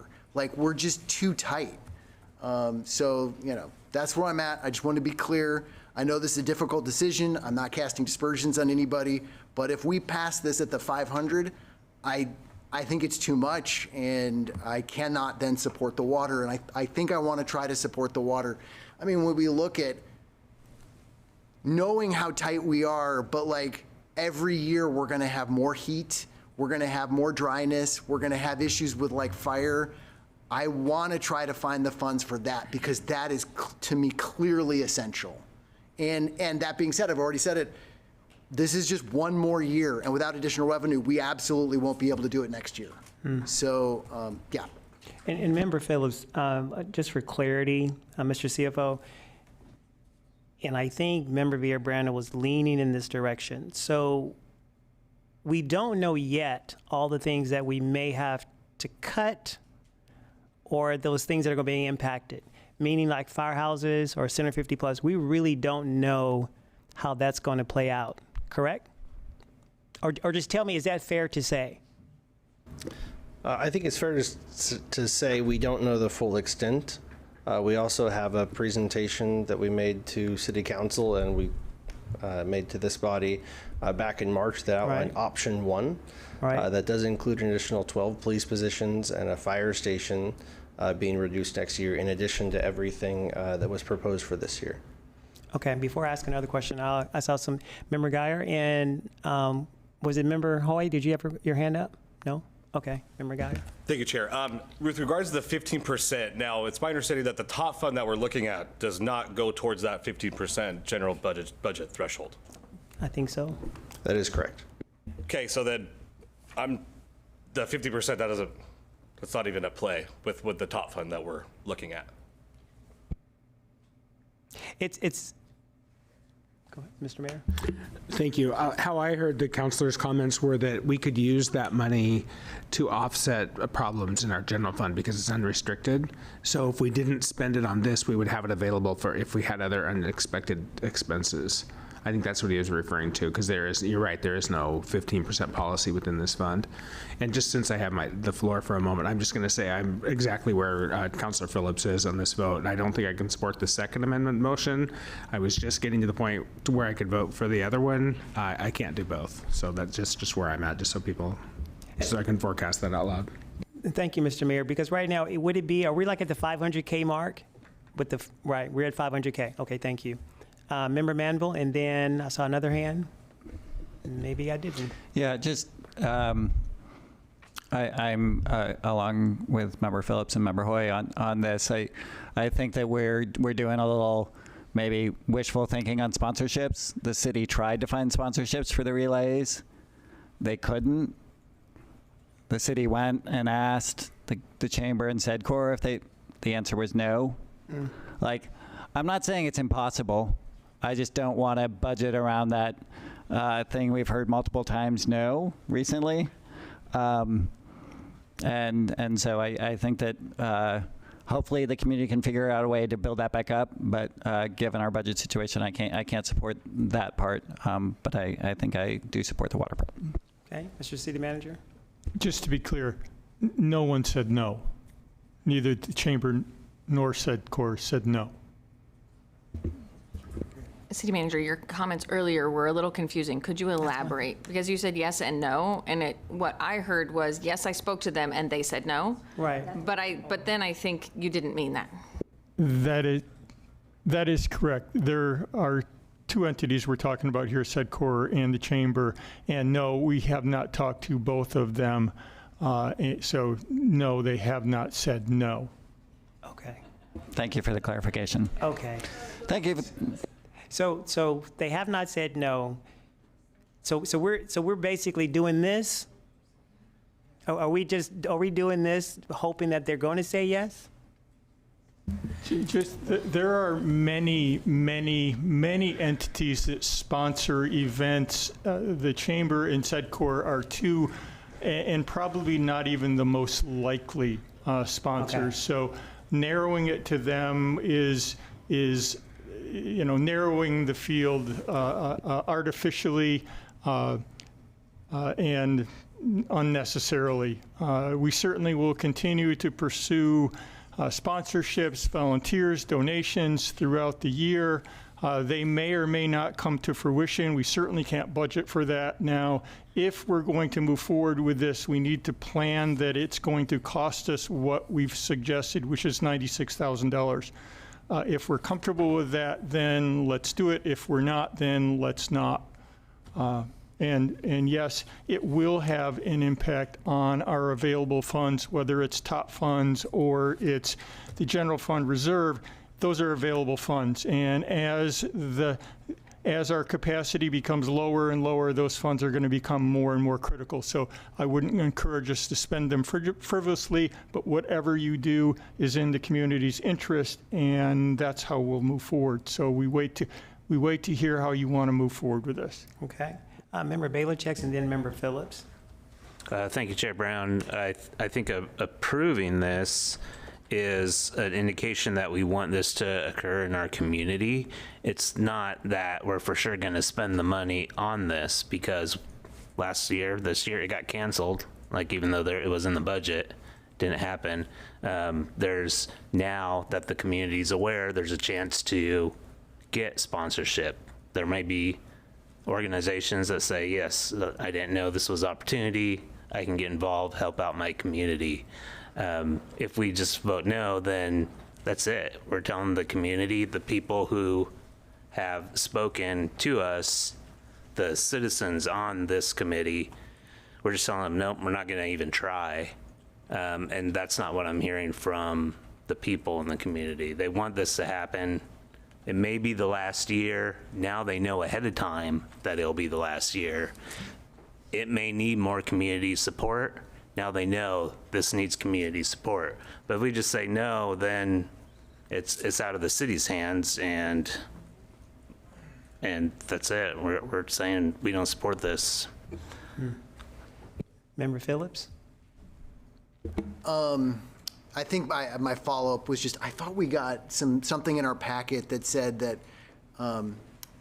I'm just trying to like think out loud and process all this at the same time. So there was a withdrawn motion from one of our members to have like SEDCOR do the kids relay.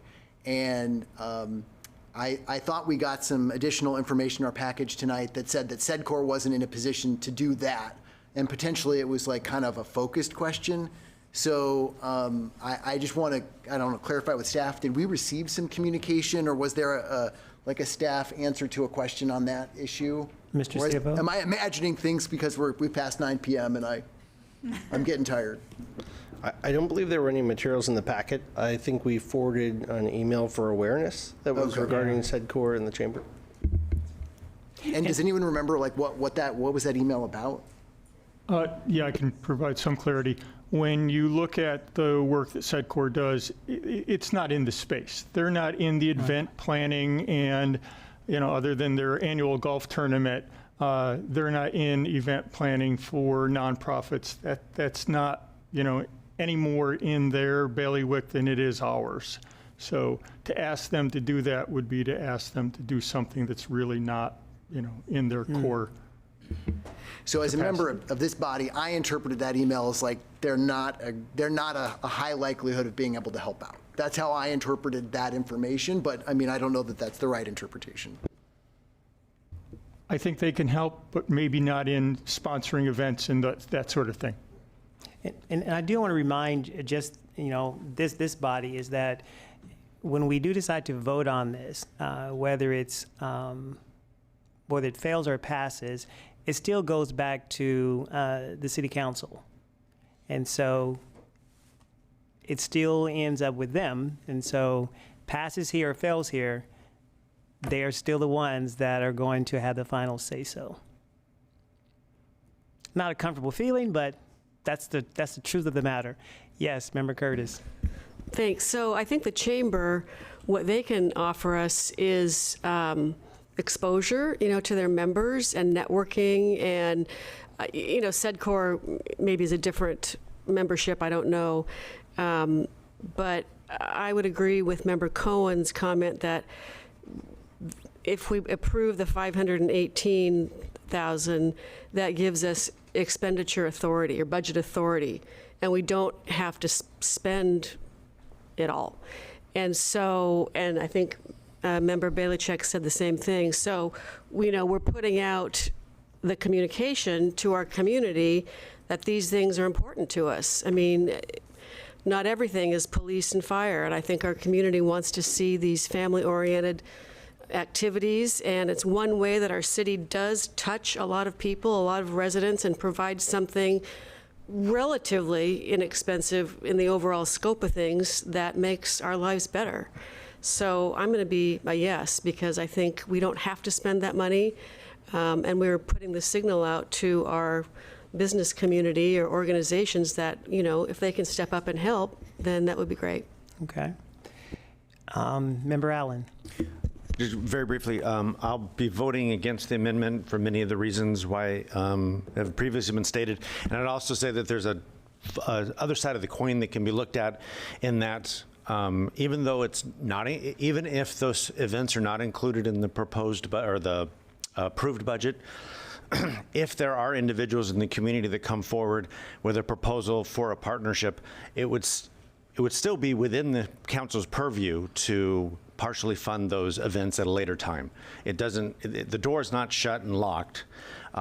It's just not prudent, in my opinion, at this time to allocate those funds for those purposes.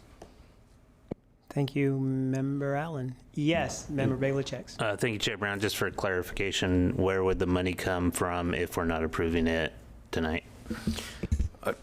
The council has purview to make those calls later on. They could.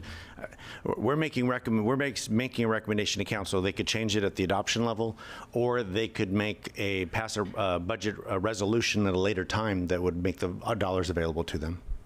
I think he was asking, like, what are you asking, like, what pot of money is it coming from? Well, it seems like we're presented with a budget that says these things are gone. The community has spoken. The community said, don't take these things away from us.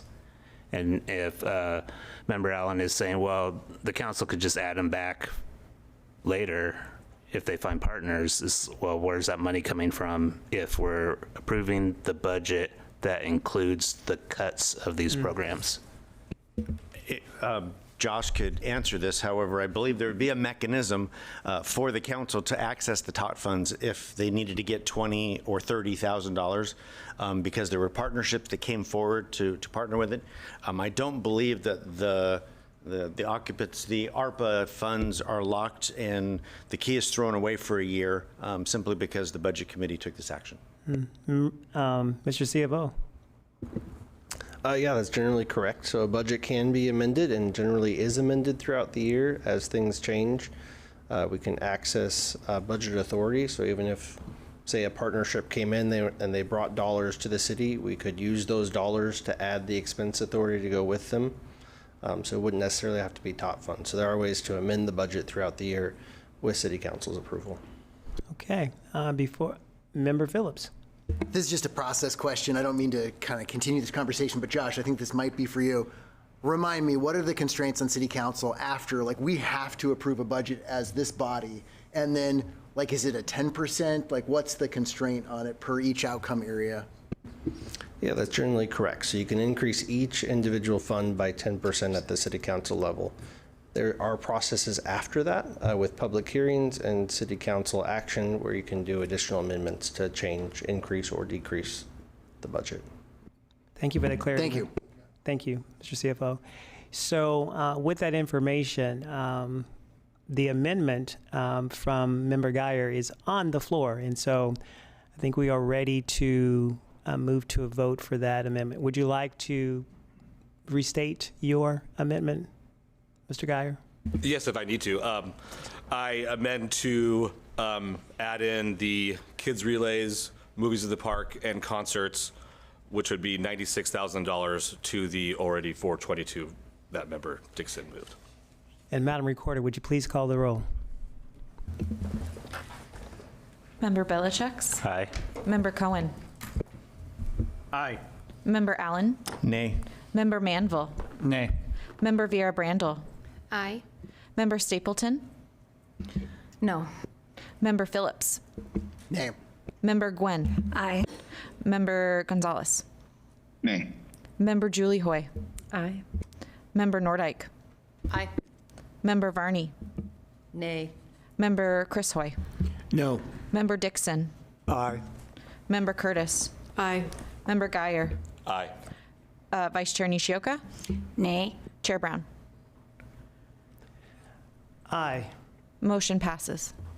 Thank you. And now to the original, to the other amendment. Would you like to restate that, please, sir? The original encompasses my motion. Yes. I mean, I'm sorry, the amendment encompasses my motion. Yes. Do we have to vote separately on my motion? Yes. Because we never voted on it, so now it's been amended, and so now we're back to your original. Okay. And just for clarity, Mr. Chair, it is the motion as amended that you're voting on. Yes, as amended. Okay, so we're going to do the 422 and the 96. So it's okay. All right. Does it make sense, Member Dixon? Everything. I suppose. I thought we just voted on that. So we amended the motion. We only voted on the 96. Yes, sir. Correct. Not the 422. Okay. I'll restate my motion just for clarity. Thank you. And do I also include the 96? You don't have to. Okay. The original motion was to restore $422,000 in funding for seasonal and contract parks operations in the fiscal year 2025 general fund budget by transferring an equal amount of money from the Cultural and Tourism Fund working capital. Madam Recorder, would you please call the roll? Yes. Member Bilicheks. Aye. Member Cohen. Aye. Member Allen. Nay. Member Manville. Aye. Member Vieira Brandel. Aye. Member Stapleton. Aye. Member Phillips. Nay. Member Gwen. Aye. Member Gonzalez. Nay. Member Julie Hoy. Aye. Member Nordike. Aye. Member Varney. Aye. Member Chris Hoy. No. Member Dixon. Aye. Member Curtis. Aye. Member Geyer. Aye. Member Nishioka. Aye. Chair Brown. Aye. Motion passes.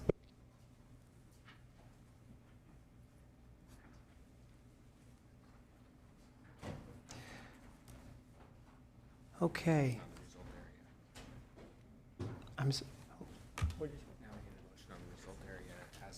Right. Now we do need a motion in this result area as amended. And this is welcoming and livable community result area. I move to adopt the welcoming and livable community budget as amended. Second. And a second by Member Dixon. Thank you. And once again, I'm going to ask members, all in favor, say aye. Show of hands. Any opposed? No opposed, and that motion passes. Okay, one final thing. The Budget Committee has set aside some public comment to address items not on the agenda, and we have none of those tonight, so we'll move right on past that.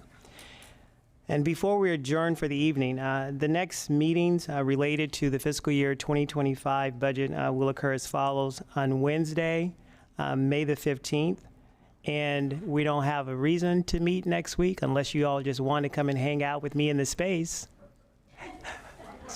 We have a motion on the floor, and it's been seconded by, no, I can't say that.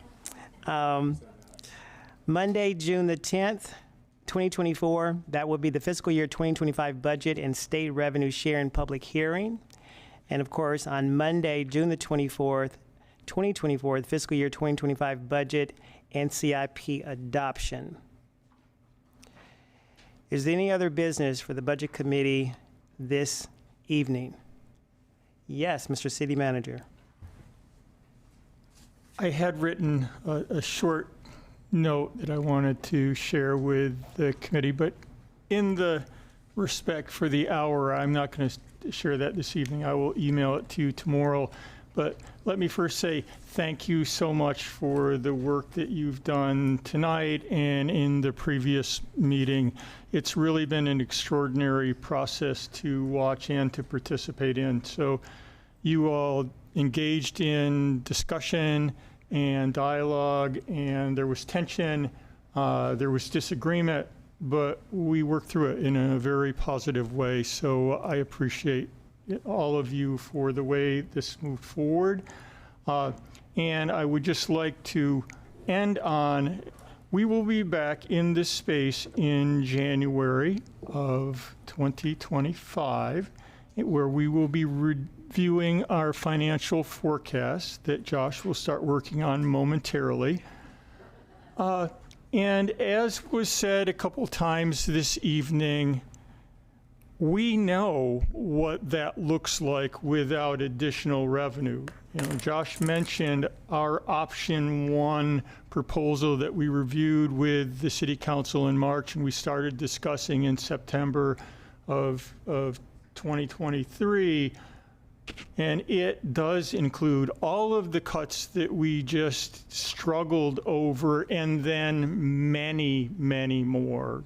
Cuts to our police department. We have 12 positions in the police department. We have at least one fire station on the block, and then a variety of other cuts throughout the organization. So I don't want to end on, this terrible down note, but also I don't want to leave this space without being crystal clear of what lies ahead of us. We've mentioned the need for additional revenue several times this evening. That question is unresolved, and we will start, in all likelihood, we will start our budget process next year without having that question resolved. So the cuts that we have spoken about will be included in the financial forecast, and they'll likely be included in the budget that we deliver in 2025. So stay tuned. Thank you again. You guys really and truly did awesome work, and I appreciate every one of you. So thank you. Thank you, Mr. City Manager. Members of the committee, this meeting is adjourned.